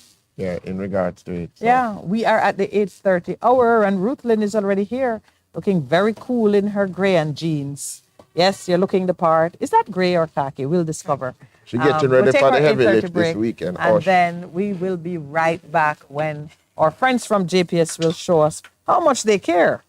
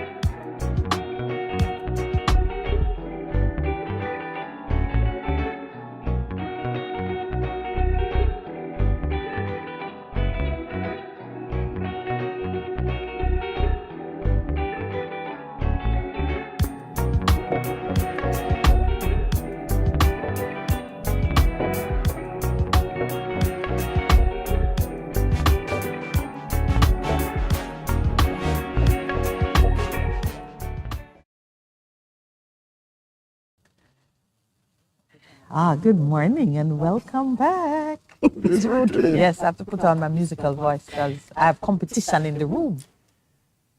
Miss Ruthlin. Because the other voice is here, right? The other voice is here. Yes, I have to make my voice musical and pleasing. So, you know, when I'm with Percival, I can just talk. Right. But when you get the But when I have competition, you another have to lady step at up the your table, game. I gotta step up I my understand, game. and I totally And agree. yes, and you really push me. He's getting very worried. Like, wanna get this lady from? No, man, I gotta step up my game. And you push me now because, I mean, you are excellent at what you do. Thank I love the stories you tell when we're on break. I must try and get one on air. We work at JPS. We have loads of exciting stories. Every day is You're gonna do a a book. fantastic You day. should do a book. And the stories. You should do a book. We have loads of stories though. Yes, Like but seriously. You should do a book. You should. You want to share one that day? But let me tell you the ones I love because Ruthlin works in customer service. And this being Holy Thursday, when Jesus washed the feet of his disciples, meaning those customers who are usually unlovable, you have to wash their feet. Well, I can tell you a story about somebody who was praying, since we're talking about holy stuff. Yes. But there was a very unhappy customer who got down on her knees in the office. In the office, And she prayed for the company. JPS needs you need a need washing, deliverance. you need deliverance. And she was on her knees in the office in the middle of the hall. oh my God. And she's calling on the Father to rescue this company. I mean, we're happy for the prayer. So how long ago was that? Because I see This some was, rescuing. no, this was probably about 4 months ago. And look at that. But clearly, Of they course, are, prayer always works. but don't you see, they are right now in the holy season doing a full network overhaul. Yes, Who is yes, this yes. blessed customer? I don't remember her name, but yes, an elderly, a big woman, right? Yeah, She the went woman. down on her She knees. was on her knees praying. Let's pray. You need to go down on your knees. It's not complete without some knee work. Listen to Nobody me. tried to shut her up. No, you leave her alone. And then the people give her Jamaica is a resounding country amen. that respects prayer. prayer. That's So true. you And just if she did it right, I know the rest of the people in the hall said amen. the amen was resounding. Even some of the It workers. was everybody. No, but seriously, I could tell Oh, you that stories should for be on days. camera. You Don't would, be on camera, isn't it? they would crack you up. Some of them would shock you.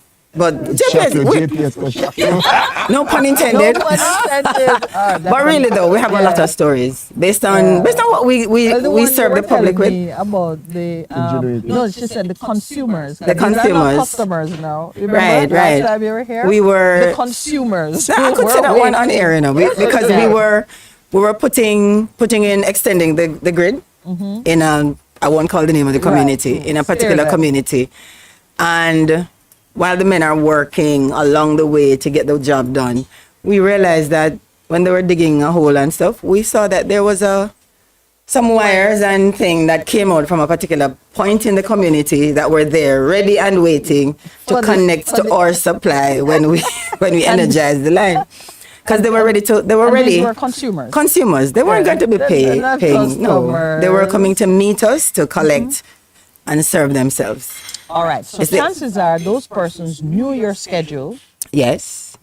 Well, they they could were- see the men working. So they're following up. And on we would have the met work to the that you're community to doing. tell them that we're going to regularize the community, but they would have Yes. decided, no, Yes. I'm not going to go regular. I'm just going to get yours. When you're here, I'll consume. When you're here, I'll just enjoy myself. And they kept track of it, so they were there waiting for you. waiting for, and In they were fact, they were ahead of faster us. than Yes. your own men. They were ahead of the game. What is the moral of that story? It means that Jamaicans have the ability to move ahead of time.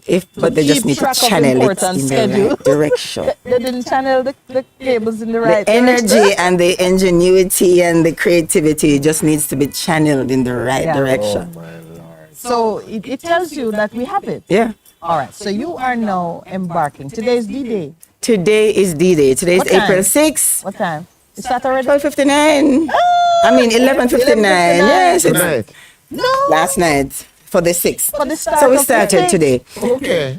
So customers who go to the office today will find that things may be a little bit slower than normal. Oh, it will be Ba- only bun and cheese. But you have free bun and cheese today in part of the Easter season. No, they will say Morning Connection. Not so sure say. about that part. Yeah, sure. But we would Morning love to give Connection everybody a say. bun and cheese, though. If we could, it would be fabulous. Yeah, it would come But on we your are- bill, so please, no bun and cheese. But we're upgrading our customer service platform. You know, from time to time, companies need to upgrade because you want to, as we digitalize our services as well, we want to make sure that we're getting a platform now where everything can come together. So all the different applications can talk to each other, they can meet at a point, and they can serve our customers better. So we're upgrading the platform from what it is, and that starts today to the 12th of April. You realize that we would have kind of put some of the holiday in there to cut down on some of the Yes, challenges. we were counting it off, Pastor Percy and I, that between the weekend days and the holidays. Right. Yeah, So we're using you're this halfway through time. your period. So there's less challenge for the customers, because by the time they come back, mangoes are falling from the tree. By the time they Just come stop back, at man. It's raining men. it's Mangoes. okay, fascinating. Yes. So it's raining men at the Ligani Club. I think it's a stampede coming around here. No? Yes, I'm that hoping could for that. The happen. restaurant can handle it. Right. Yeah, So we have put measures in place, though, to, as best as possible, ensure that we have a smooth transition. So we have another platform that we've put in place for a while, and that's where we're going to go eventually. So at this point in time, that platform will be able to merge nicely with this upgraded one. Right. So that is the one that we're going to be using to serve our During customers this right time. now. That's But that sounds like it is a modern and efficient platform. the one The one you're gonna use right, now. but the only thing is that all the features are not Are not yet up and running. activated. When Okay. when the upgrade is Overhaul is done, then you'll complete, have everything now up and operating running. as one. Because when you said you have another platform, I thought, is this like the Soldier Bridge that people put up during? Oh, Because I'm trying to make it too. relatable. But this is not the Soldier Bridge. This is the super highway, the Bailey Bridge. This is really your new platform that is not fully activated. Right. You're giving it a little. We test actually run. use it right now.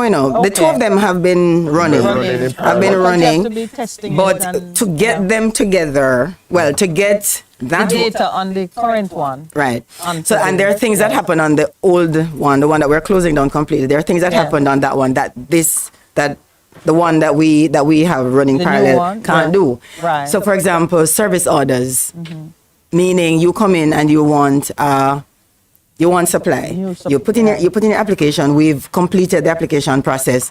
We do a service order that tells the field service technicians to go to Go Minette's out. house and do Yes. X. That is not functional right now. Right. So we are not able to do a service order. So which is why you won't be getting connected during this time. New orders So new won't be met. installations, Yes. connections, So that process will remain a part of your system. definitely, Okay. once everything comes back up. Okay. So new connections, that's if we should put a meter in, that's not going to happen during the 6th to the 12th. If you should get connected, meaning there's a meter already at the location, we just need to turn it on. That's not going to happen either because of Right. one The two system is could not do able to- one and one couldn't do one. Disconnections are not happening either.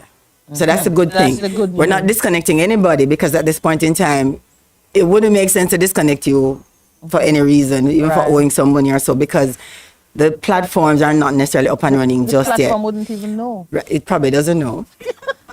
Well, let's So, not. Yeah. so there's no disconnection that's going to happen. Yeah.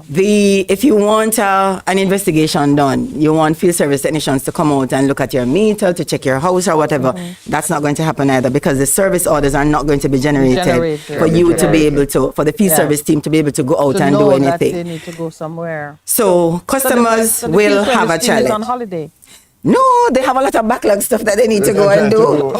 That's not holiday. Because remember, when they go out to your premises, they need to write their reports and stuff. So some of those things don't happen quickly because they're continuously constantly working. on So the they can now go and do all the reports, put them on the system, so that when I go to find out what the investigation revealed from the visit to your premises, I can now find can it know, when right. we're back online. Okay. It's not a holiday, really. Not a holiday. People are work like JPS don't have holidays. We don't have holidays. We're a 24-hour essential service. You don't want me to say shock anything up. about that. But Don't shock us all the time. do not say anything about anything. Just shock Well, us. It's Your good though to know that the policy is still there, recognizing that you are a 24-hour. We are, and anybody who does not recognize that and does not operate with that sensibility or Is in breach. sensitivity is in breach of Yeah. the philosophy of the company. Right. Yeah. Right. Payments will not be updated to your accounts within the 6th to the 12th. why Meaning you there's made your no payment disconnection. and you're saying, I'm on the app and I'm not seeing my money updated. It looks like I still owe. It's okay. So will there be a message on the app? There that says there should under be one construction or already. something? No, it says Alright, something what about does the during message say? the 6th to the 12th. It should see something. Correct. You're seeing it? Yes, your message. Right. Let me look at mine. Come in, download it too. All right, we're proving that Miss Ruthlin is on I'm top of things. hearing one voice saying yes, it's there. Yes, There are messages yes. there. Percy's checking right now. Reconnections are essential. So even though we're not disconnecting, if for whatever reason somebody is disconnected, they were disconnected from, say, early March, because sometimes people are disconnected and Or outages, they if wait there's a an while to come outage. back on because they don't have the money to pay or something. Right.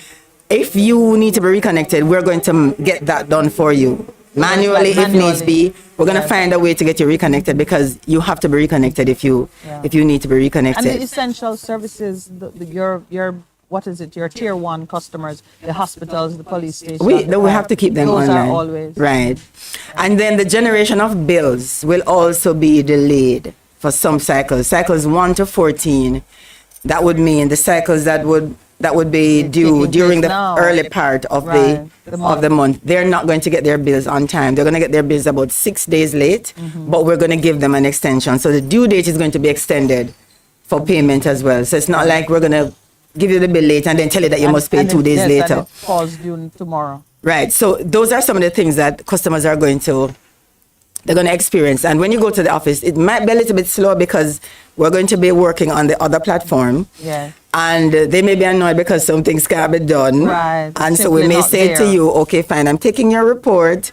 I'm taking your application. I'm going to process it. So you'll get your account number, but we won't be able to connect you until, I know some people are going to be, we may get some more prayer. We told them. You might get We may get some more another. prayer. Well, you know what? Because Prayer we is good. we have this last minute mentality in Jamaica, or maybe I don't know if it's everywhere, but I know for us we do, where person is moving into house tomorrow. And come for the They supply. come for supply today, or some moving in later this evening and they come this morning. I must confess, when I was a student in England, Yes, you did we that. had that kind of, that service existed, but we're not there yet.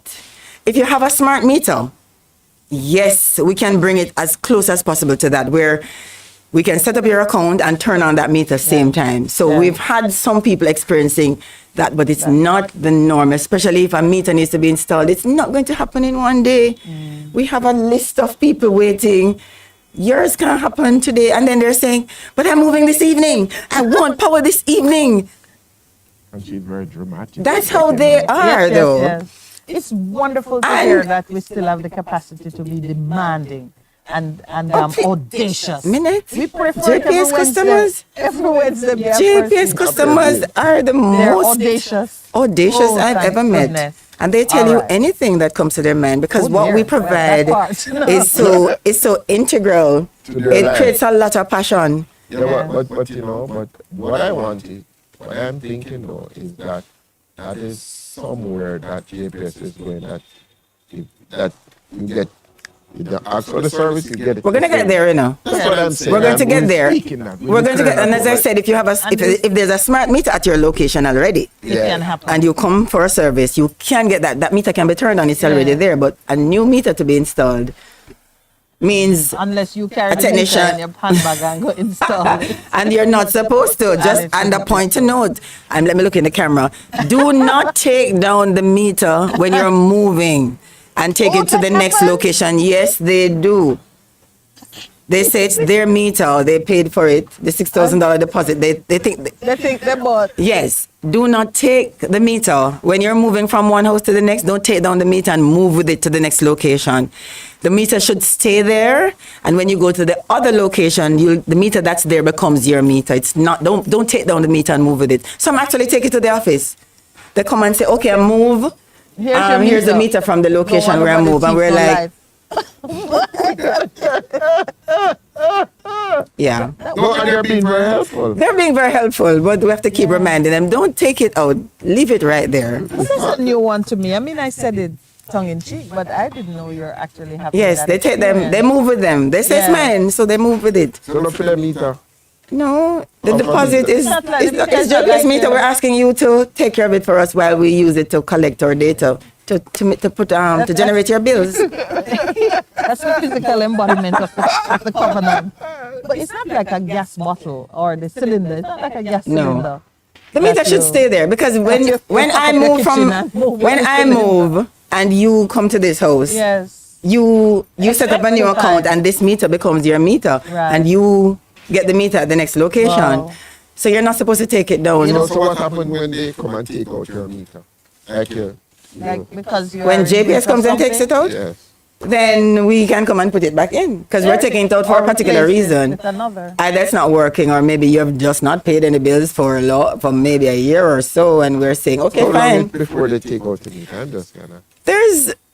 There's no rule really. There's a time when we had a 3 month, but we don't have that anymore because we realized that people actually go away overseas for extended Suspend periods. that, But okay. but after about a year, if there's no usage on a meter or payments, we're going to take it out because it's exposed. It's an Because open people door. steal meters, you know. Oh, people steal meters? Yes. Somebody What do will they do Put with the it on meter? their they illegal use it supply. for fake To put it on their to fake illegal that supply. to fake that they're legal. So when I pass and look, I see a meter there, Oh, wow. but you're not. It's not We're not creative, being you know? used. We are one of the most creative. And I hope I'm not tribes. giving anybody any ideas. No. No. But it's been done already. Yeah, but then yeah, Yeah. you realize you still JPS full of stories. Lots of I exciting had things People happen. come and try the meter. Oh, here's the meter. I move. Yeah, in a Good plastic deal. bag, and they're saying I have to bring it back. It's mainly older folk who do that, though. The younger people don't do that. The older persons, they're protecting the company's asset and they take it back. And Yes. we say thank you. We say thank you, and we tell them that you're really Next not time you're to moving, do not touch the meter. do not trouble the meter. Yeah. No, the service terminated, so don't put it in the fridge. All right. Right. So just to remind the customers again, there's going to be a challenging period during the 6th to the 12th. Some services might be limited. Some services might be limited. There's a notification on the app. Thank you. The 30th of March. Beautiful. Notification is on the app. keep We've been working. running ads on TV. We've been sending out emails to those persons. We have their addresses, email addresses. We've been sending text messages. We've been trying to find a number of ways. There's standees at the office, posters on the door. We're trying to find a number of ways to let persons know. We know though that you still You're will gonna miss find a few. that. Yeah, yeah. I always said that 15% who did not hear. Yeah, the ones- 15%? So high? For me, as a communicator, I found that no matter how much you saturate a Yeah, market with with your information, you'll messaging. find like about 15% of people who just don't know. There are people who don't listen to radio, don't watch TV, don't have no mobile connection, no online this, no that, no app, no whatever, and they just don't know. The consumers know though. They usually know everything. They keep themselves Yeah, up to the date. content wouldn't waste The consumers sometimes know when there's going to be a planned outage and they call to say, but what do you expect me to do? And when you say, what's your account? Let me look at it. And then the line goes dead. Consumers. They're not customers. They just consume. They just consume. But they'll call. That one will stay with me. They'll call to complain about the power outage that's going to be. My neighbor don't have any light. Listen, no, not the neighbor. Me don't have any. But when you ask them for their account number, then they disappear. Yes. Because remember, they're entitled. You know. They feel they have a right to this thing. So Jamaica, be patient with us. We're moving towards free electricity. You see, when we tap into the earth's core and release. I don't know free where minute is electricity. going. For some people. You know, when we go to some communities where we're regularizing, Yes. people will tell you that they honestly did not know that you pay for it. I've had somebody who told me her mother she never saw her mother pay for it. Her grandmother never paid for it. And she just thought her community was one where it was for free. It was free. Yeah. Yeah. It's shocking again. Yeah. I'm giving you too many shocking No, but you stories. see, earlier, before you came, we were talking about not being able to teach people what you don't know. Yeah. Sounds like an obvious and Right. sounds oxymoronic. Right, but if that's the you don't reality. know, If you don't know. Yeah, That yeah. blows my mind. It So 3 generations. of people who've never Her paid for grandmother, her electricity, mother know her, and she and said, she's saying Like come with the house. exactly. Yeah, maybe worst case you think, okay, I pay somebody $10 for my rent. It cover everything. They probably think so. Yeah. It's just there. It's a Worst commodity. case. You came and saw it, Yeah. and that's it. Yeah, And it's you a part just of your continued rent. on with life. Yeah. oh, wow. Yeah, water. And so we're remember, regularizing water can be them. like that too. Yeah, it's true. It's Because we true. know that water falls from the sky, and we know that JPS don't actually make electricity. Yeah. Somehow it gets made. Somehow it comes out of the other end of the pipe. It comes out of the Yeah. ground waiting Yeah. to connect to this. No, because like I think that one is the best one. that come out of the sea. Just run a wire through the sea, and when you plug in, something will happen. It's crazy They though. don't think of the plant Yeah. and the fuel. And No, they all the don't. different things And they just think and that the they're meter, entitled to it. eh, It's it's just something that they should have. It's like lightning in a bottle. Yeah. If you Or can do it, sunshine, catch sunshine. lightning or sunshine in a bottle. Sunshine in a bottle. And use it to power your stove and your fridge. Right. All right. Do we have time to talk about we the do. mobile app? All right. So we needed to, along with telling customers we do about until the. Lowell tells us we don't. Okay, all right. I wanted to share 2 other things that you can do on the mobile app that are exciting things that you don't have to go to an office to stand in a line to do.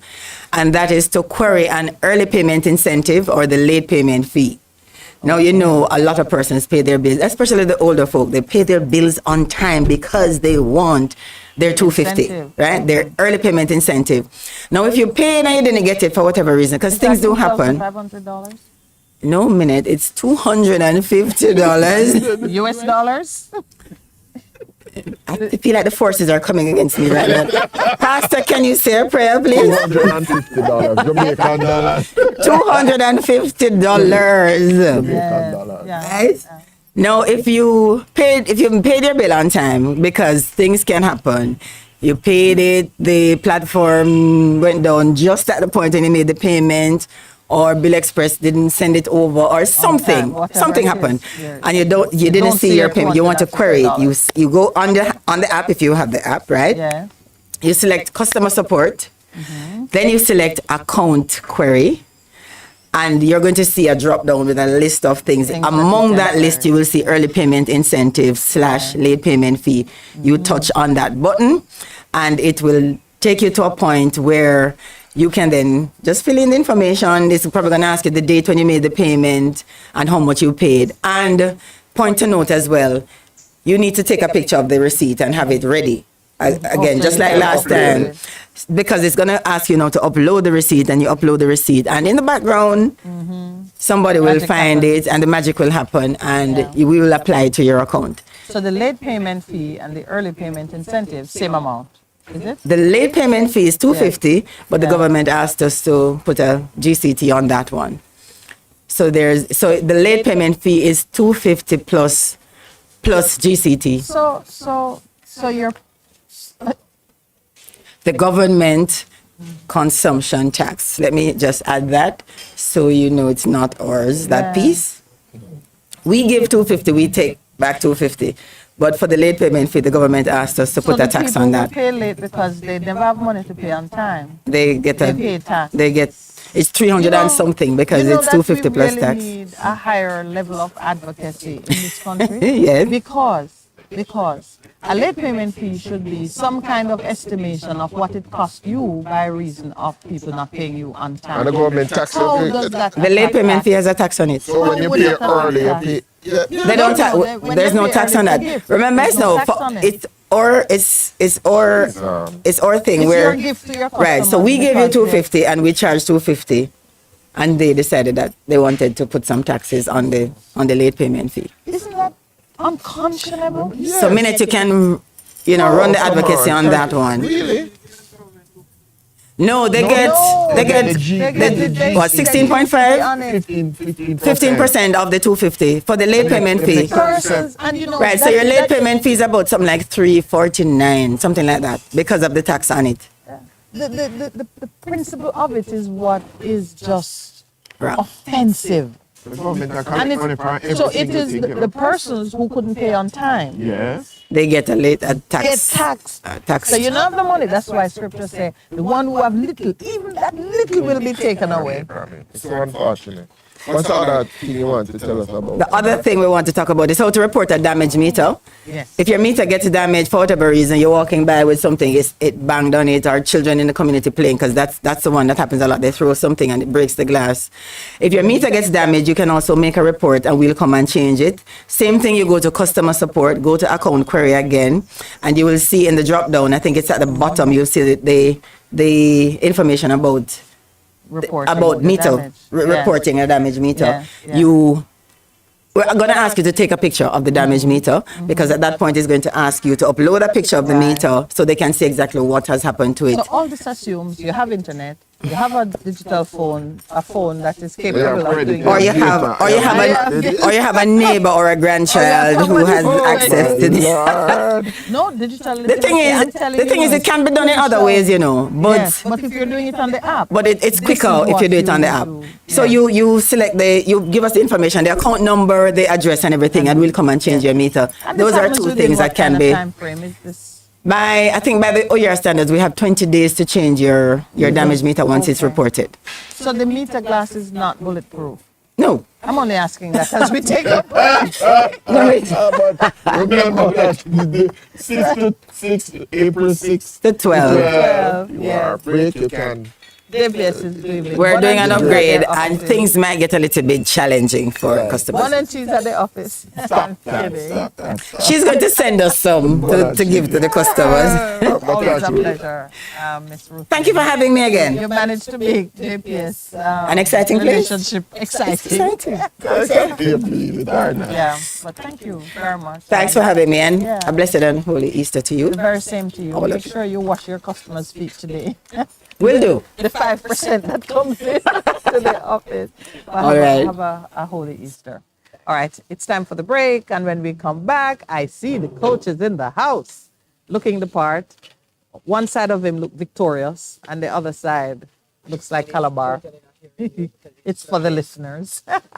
All right, when we come back. I've been using the app.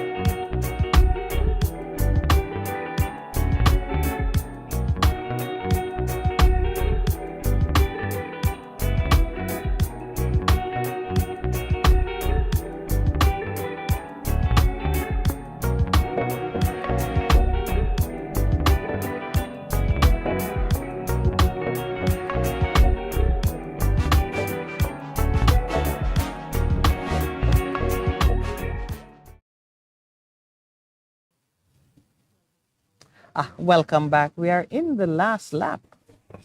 Yeah, I'm using sport references. That's a new thing for you, isn't it? We say turn the road, turn in the home stretch for home. Yeah, Yeah, because you're a gambling man. Oh, geez. Lord. Horse racing. So he's on the home stretch. Yeah, we're doing the last lap, and we're very pleased to welcome at the table with us none other than Coach Corey Bennett. Now we should have drum rolls, but we'll work on that for your second visit. Yes, right. Welcome, Coach. Thank you. Thanks for having me. Yeah, you are exuding the right mix of humility and modesty and restraint. So I celebrate you with you, the Heidel victory, Thank you. I really appreciate that. and I commiserate with you for the Calabar near victory. Oh, No, Lord. he's right there. I mean, so the first thing I want to know is how do you raise one hand in high chair and the other hand saying, never mind, next year? You tell me know, how you do that. you have to look at the goals that we've set, Yes. and we are very goal oriented. And I believe that at Calabar, our aim was to achieve a certain amount of gold medals, and we fell a few short of that.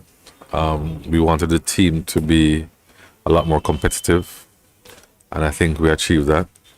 And I just want to point out to yourself and Yes. the listeners that I believe, and most persons believe, we had a good season. We never had the best championship, and that's 5 days. So we want to separate both. But I thought we had a fairly good season. We just need to wheel and come again for the championship. Yes. And you're heading off. I mean, Percy told me is it Penn Relays? Anyway, it's the end of April, you know, and God's willing, we'll so get the there. season continues. Continues, Yeah. and even beyond that, but yeah, continues. So are you teaching your young folks that you learn more from failure than from success, however you define? Yeah, I mean, whenever I ask a question, I've told person that I've failed more than I've had success, and you know, it just depends on how you define success. Aha. You know, And even how you define failure. how you define failure. Because the yeah. person who win the championship may have failed on a thing or two. Yeah, yeah. But yeah, it just comes down to what your definitions are. And again, that's why I thought that the Calabar boys had a successful season. We may not have had a successful championship, Championship, but we're still thankful that You may have lost the battle, but we'll be back. I mean, there are a lot of things to fix, and I know that the boys fully understand me now, and I am getting to understand them still. But yeah, we'll be back. You know, Corey, you are following on the heels of one of the most successful track and field coaches at the schoolboy level, which was Michael Clark. And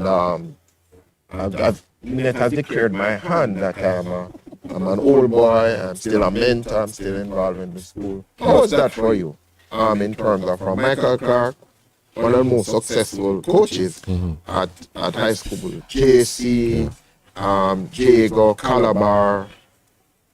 don't set the bar too high. Yeah, I mean the bar is already set too high, and it'll be foolhardy to think you can even come close to those accomplishments. I mean, In Michael one Clark, season. yeah, in any seasons that you get together, I mean that was just unreal. And Michael Clark is a coach par excellence in terms of what he achieved, even on and off the track. I mean, he's one of the persons I look up to as a coach, and I Did you think work with him? never. Were you understudying him? No, never. So you took over from Calabar, not having. Not having, yeah, Spend you know. time But with we've him. had some interesting conversations before the thought of me going to Calabar ever existed, and he shared some stuff with me that I believe is useful going forward. But no, I can never even think of that. I just have to do Corey Bennett and the way I think it can be done. Well, I'm kind of liking Corey Bennett. I don't know. Corey Bennett is demonstrates the kind of restraint that I think speaks to a submitted mind. You seem generally conscious that there is more you don't know than what you already know, and you're on a quest. Yeah, I mean, every year I try to be better than my previous best. And I'm always in search of being better. I'm never settled at doing things good. I always try to be better. To improve on what you do. Yeah, So I yeah. need to know now, because we've been talking about the role of women, the mothering, and how do you train the next generation of men and women to be better than yourself. How are you managing? With, Yeah, well, you have both men and women under it first of all starts with my sons. I have two sons who I made a promise to myself and to my family that I want them to be better than I ever was. And it starts with accepting the fact that you want a person to be better than you. You know, and unless you can accept that, then you'll never give of yourself in the right way to help persons around you to be better. I mean, they must be better than I am. Which means you've got to confront your own weaknesses. Yeah, and I'm good with that. You know, I'm okay with that. I just want them to be better than I could ever be. And I want the same thing for my girls. I want the same thing for my boys. Do you have girls as well? No, that's the girls' team. I call them my girls. Yeah. He takes ownership of it. Yeah, You so- have two sons, Yeah. but you have all these girls. All these girls. Yeah. I know I have all these boys at Calabar. Yeah. You know, but yeah, I just want them to be the best version of themselves, and I feel their pain when they Is that feel unusual, pain. what you're doing? Being able to coach an all-girl team in from a different school, and the boys. I Are mean, there last many- year Yeah. this time, You're unique. I don't that know. way? I don't know if I am, but last year this time it wasn't an option. I never thought of doing this, and I So last year this time, which team you had? Heidel. You had your Yeah, just Heidel. In second. Yeah. So I just never thought that.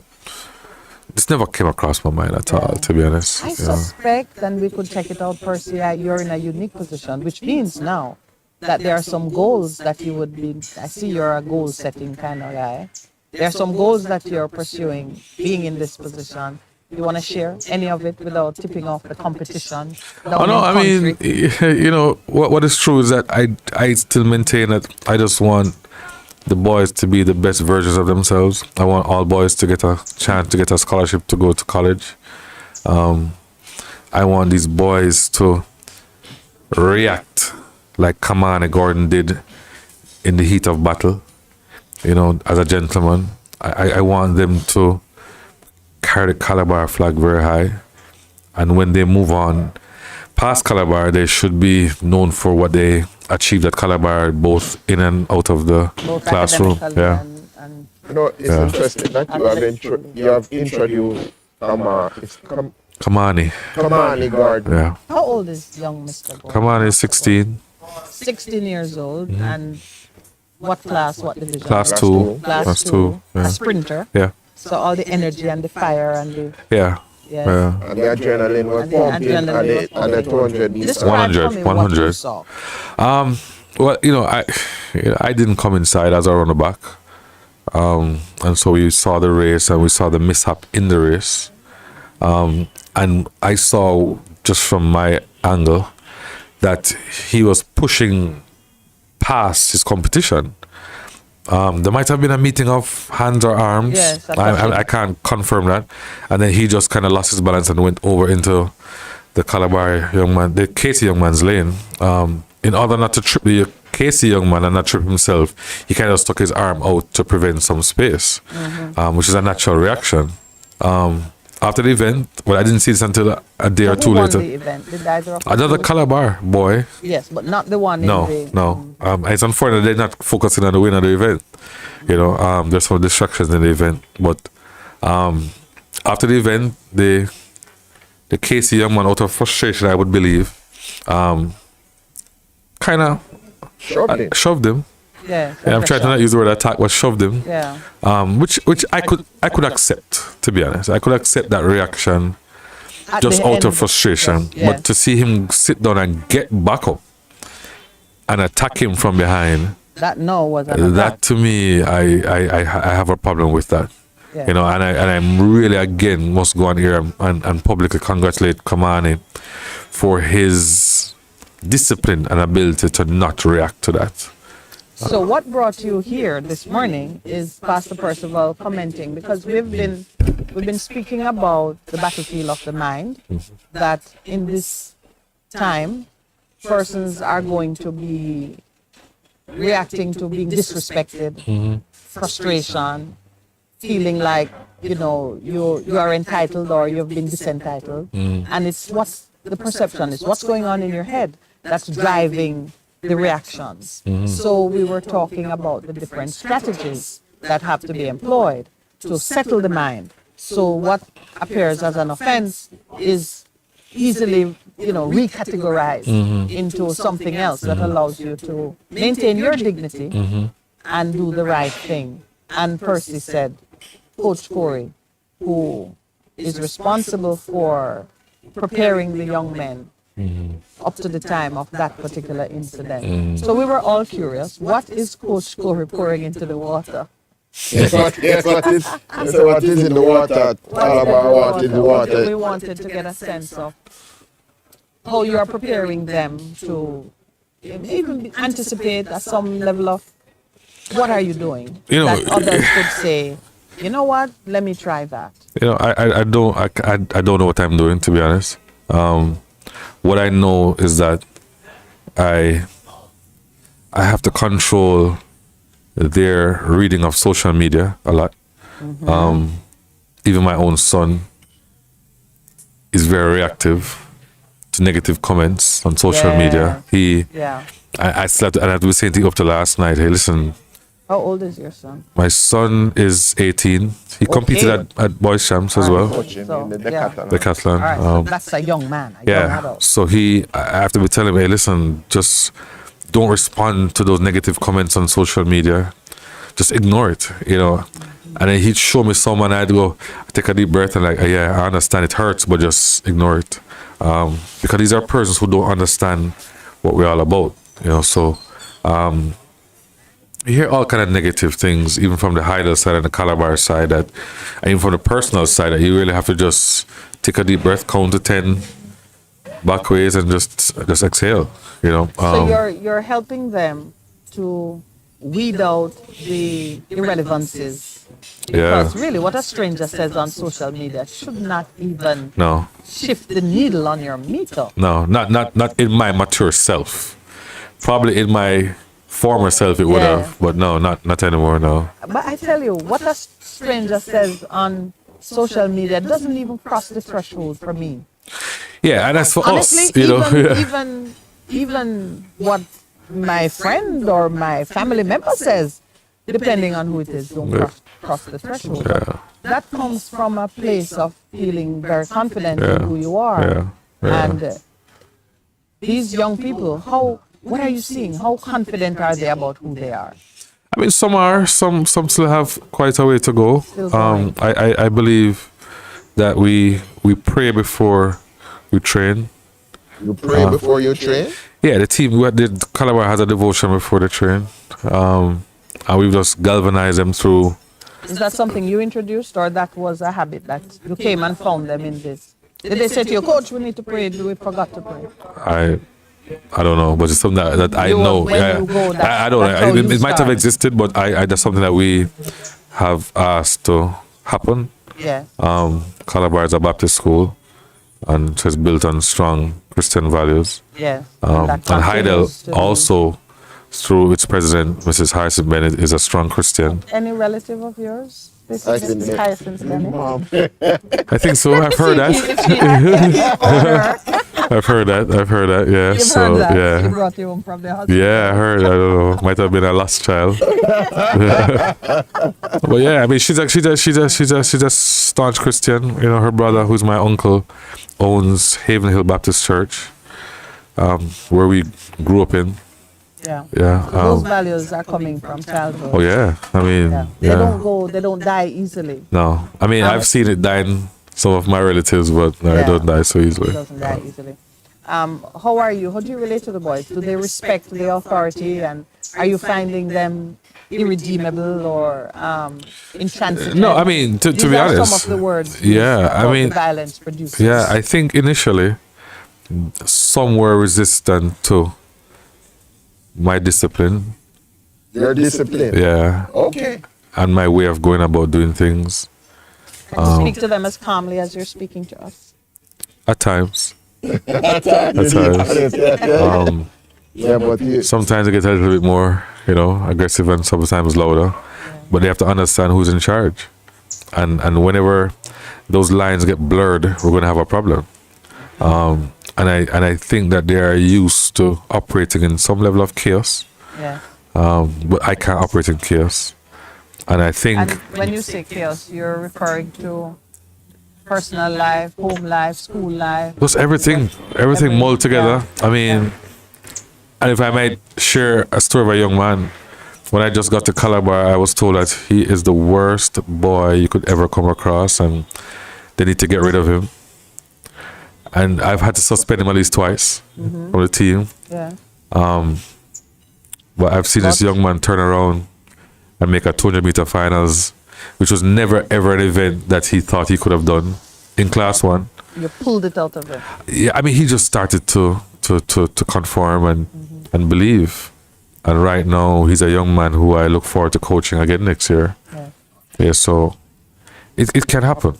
You know, it can happen. Before you came, I had said to Percival, if those of us who are intercessors and the change agents do our job, then the hand of God will move the hearts of the ones that we say are irredeemable, or, you know, we need to get rid of this one. Yeah, And here you are, the first story of Offered makes that point. yeah.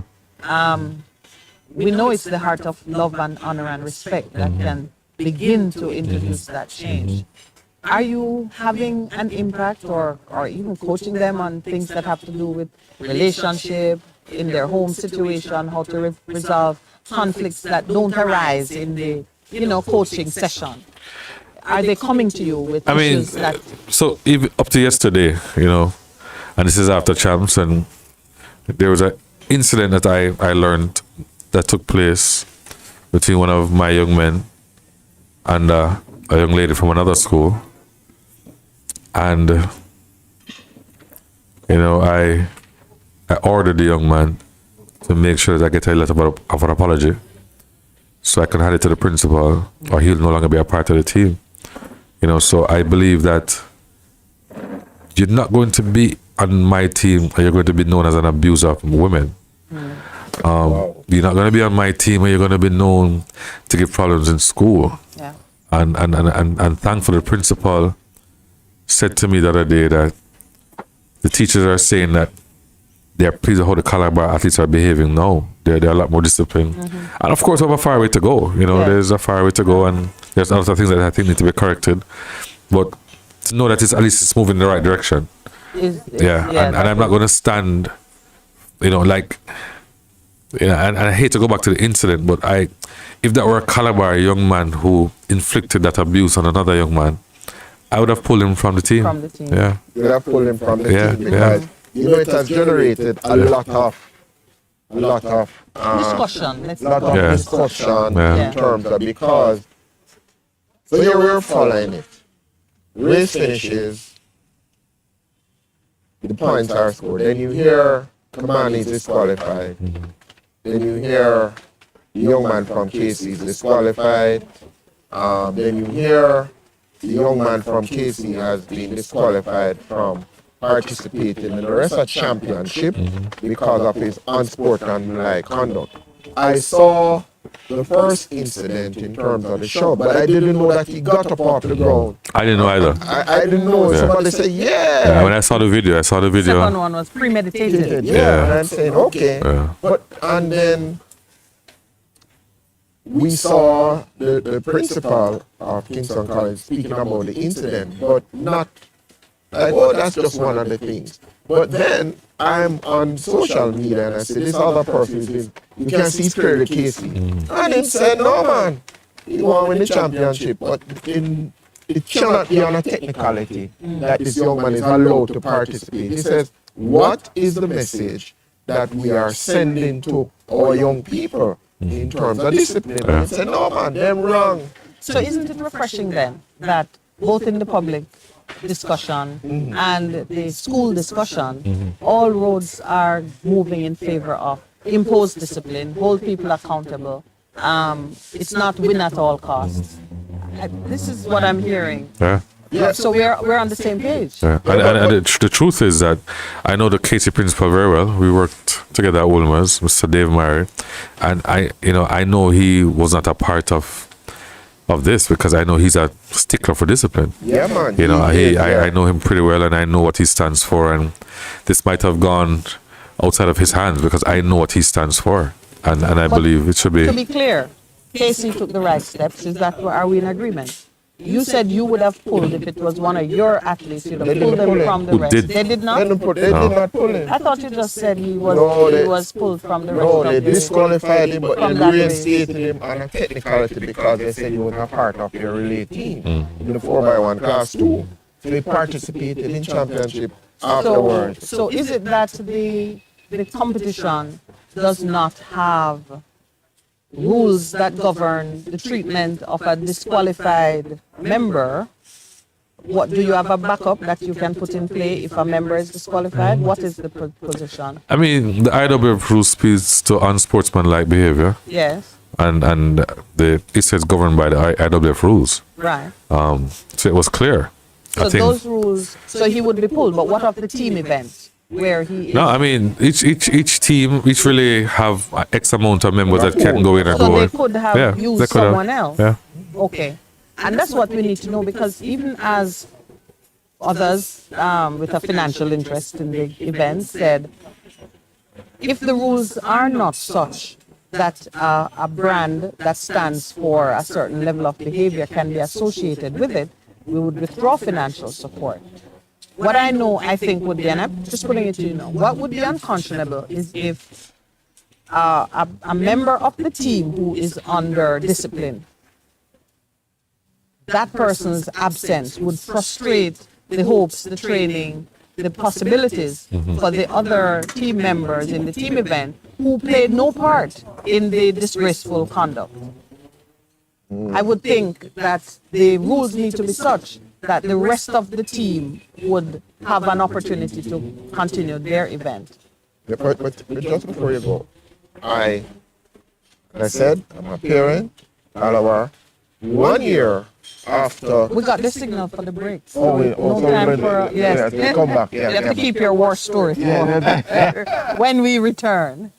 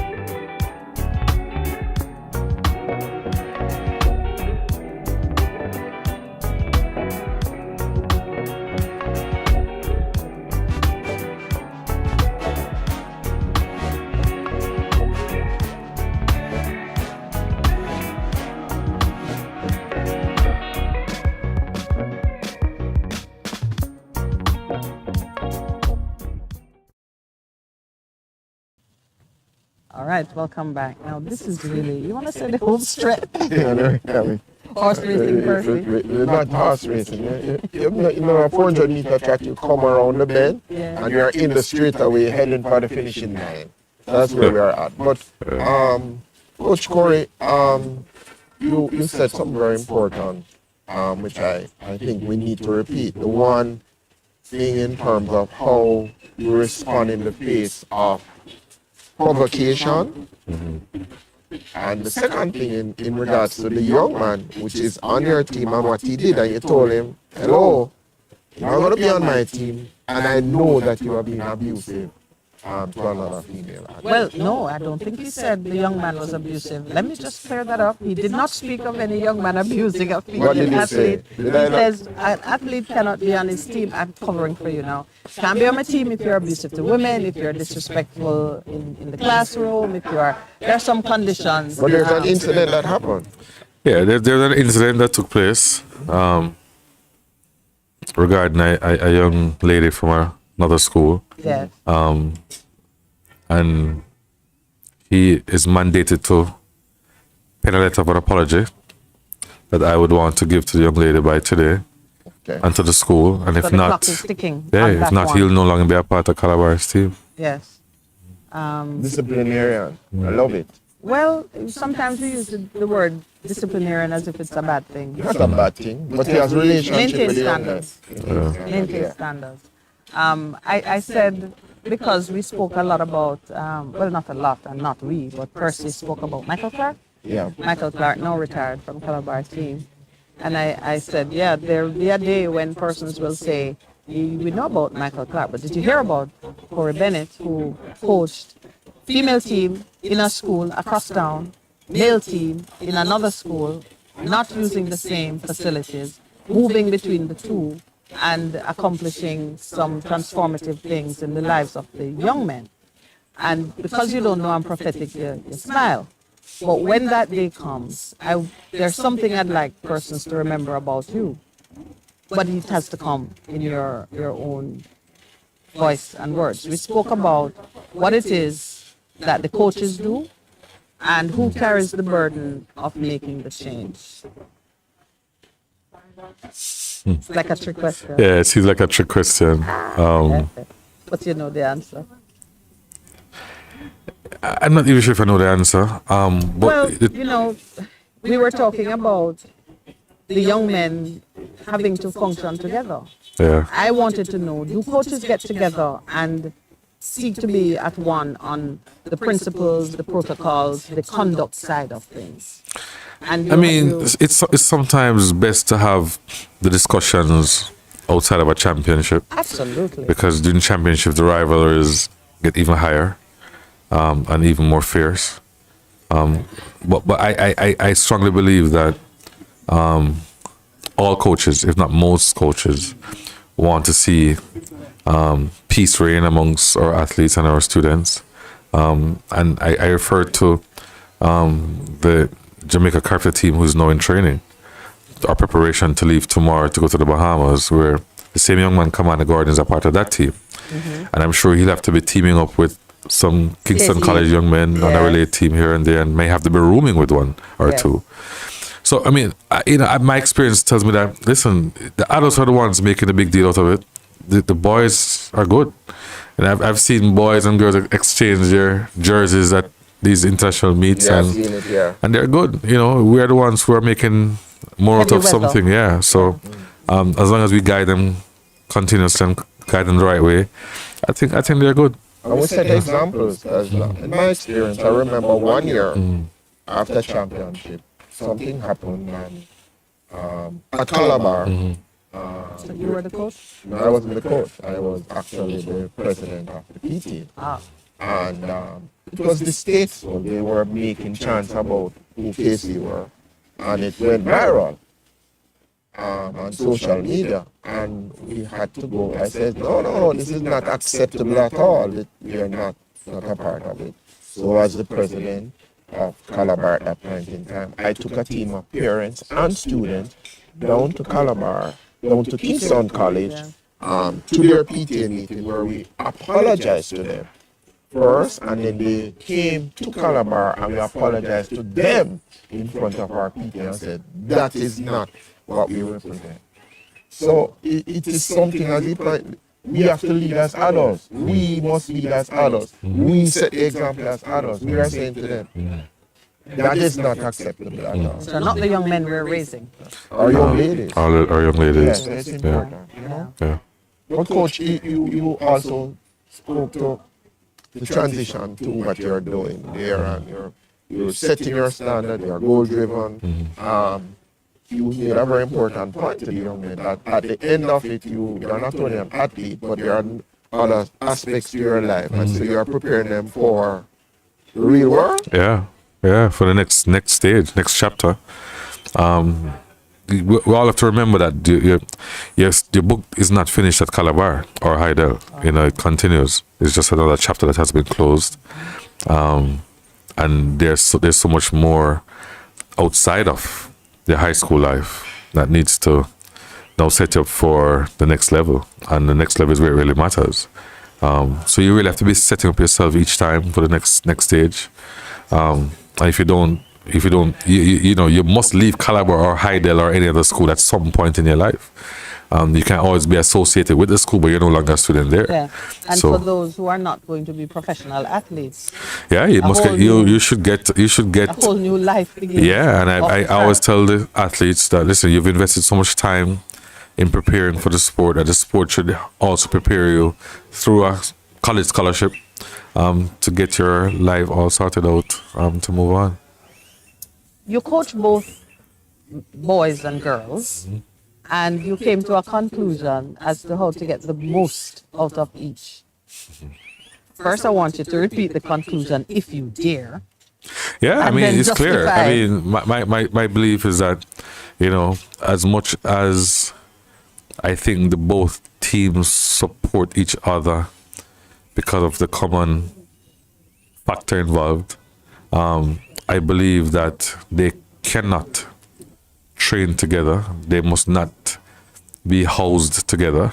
They should I not. agree with you. Yeah, on that yeah. I part. mean, they should not even be under the same tent together because of the natural distraction that each other poses to the other. At that age. Yeah, I mean, girls will always be attracted to boys and vice versa. And boys definitely will be attracted to girls. So, you know, we have to make sure that we eliminate or we minimize as much as possible that factor. And it has obviously worked, at least for the Heidel girls. And I'm sure it has worked for the Calabar boys Yes, as well. because they certainly performed. Yeah. I went to an all-girls school. I went to all boys school. I went to all white school. You understand? I really, you don't miss what you don't know. But I hear you speak of the distraction. We always have the debate about co-educational facilities, you know, but you said to me, I'll repeat it because I noticed you didn't. You get better performance out of each by keeping them apart. Yeah, and that's a fact. I mean, the irony of it is that an all-girls school have not won champs in a long time. So that's the irony of it. When was the last time before? Might have been They say probably for a long Queens, time. And maybe who would have been years like, what, ago. Bulmers or- No, Queens might have, yeah.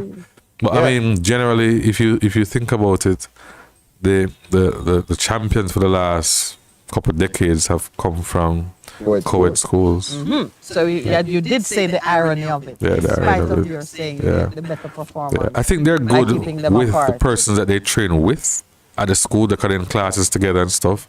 Yeah. But to have that external factor to be alongside, that's going to pose some newness and some discomfort. Yeah. Well, perhaps it's your strategy, but you certainly got the best out of your young ladies. Yeah. Or it's the coach factor, which it's never to be discounted. Leadership is something that we spend a lot of time talking about leadership and governance. It's it God's is as timing. important It's in God's this timing. Kairos moment. Yeah. God's You said the timing. God's timing. It's God's timing. There's a chair that you have incorporated Calabar. You want to repeat? I think you should let Percy sing it. I don't know the It's chair. not. It's I not don't even. know It's the- not even a talking about the song. I chair. mean, Is that it's something that it's a known, Chant. chant somewhat. I mean, and again, I hail Sir Bertus Bell for teaching us this from my days of football. I just says righteousness exalteth a nation, but sin is a reproach unto any people. You have to chant it, That No, doesn't that's sound like you're saying. Yeah. I leave it at that. And it's just either for Calabar or Heidel to be truly great, put God first and move forward in faith. Put God first. Yeah. Move forward in faith. Yeah. And you either chant Calabar or Heidel a couple of times after that. But it's really, the really thing is to put God first. So that's a part of the chant. Put God first. Yeah, put So God you first. say all of it. Righteousness exalteth a nation. But sin sin is a reproach unto any people. For Calabar or Heidel to be be great. truly great. To be truly great. Yeah, not just great, but be Yes, truly great. great. Put God Put first. God first. And move forward in faith. Heidel. Yeah. Oh, and move forward in faith. Yeah, We'll teach Percy the chant. yeah. I was trying to get the rhythm of it. That's a long chant.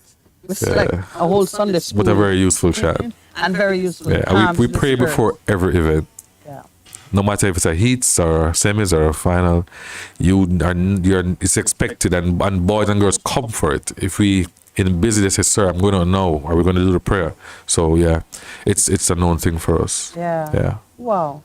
All right, that's a real high note on which to wrap up the conversation yeah. with Coach Corey, who, thank you for not falling asleep. I know you're exhausted. I am. I But know thanks for you're- having me. I appreciate that. You're barely holding it up. You're entitled. Yeah. It really has been a pleasure speaking with you. Yeah. Congratulations again on all counts, the work you're doing with the young men and women, and the victories and the near victories and the victories to come. I do hope we get to speak with you again. Thank so you. now I say thank you to those who are online. I wasn't even paying you any mind. Let's see. Oh, Earl, when you come to Jamaica, Earl same can don't laugh, water come out in your eyes. And he writes it in Pato. But thank you all for paying attention to us this morning. Our guest from JPS was as enchanting as ever. And now at least you know, between the 6th and the 12th, you will not be disconnected for any reason. No, yeah, but please conserve your use energy. of the electricity, because this upgrade that JPS is doing will allow them to go down to the nitty-gritty of billing. So they will know every kilowatt of energy that you consume from the 6th to the 12th. You will pay for it later. So don't go to, don't get crazy. And refreshing to have had our Calabar Heidel coach. I don't know. It's no competition there. You have girls on one hand, boys on the other hand, achieving some, really historic interesting first. and historic Breaking a dynasty, they call it, in terms of defeating Edwin Allen, Heidel, and then Let's Calabar. not use the word defeat. You're just holding them back for a season. I'm a country girl in Edwin Allen. Edwin Allen is in my neighborhood from St. Anne, my side of St. Anne. Have a great weekend, everyone. You know that it's Holy Thursday. If you don't get to wash anybody's feet, wash your own, and think about Christ making his way to the cross, so that on Friday, the veil will be torn. Yeah, and all of us become priests and ministers in our own enter right, into the Holy and of can Holies. walk up and down before the throne of God and kneel down on the floor in JPS customer service Yes, office. I'm praying for them. Pray for them. And Hey, the prayers this is- bringing fruit. Easter is what it's all about. Yeah. Thank you again, Coach. Have a great weekend. Bless you. At the studio, thank you, Lloyd and others, and Mr. Producer, thank you, sir. Percival, thank you. Where's my bun and cheese? Why aren't we eating bun and cheese?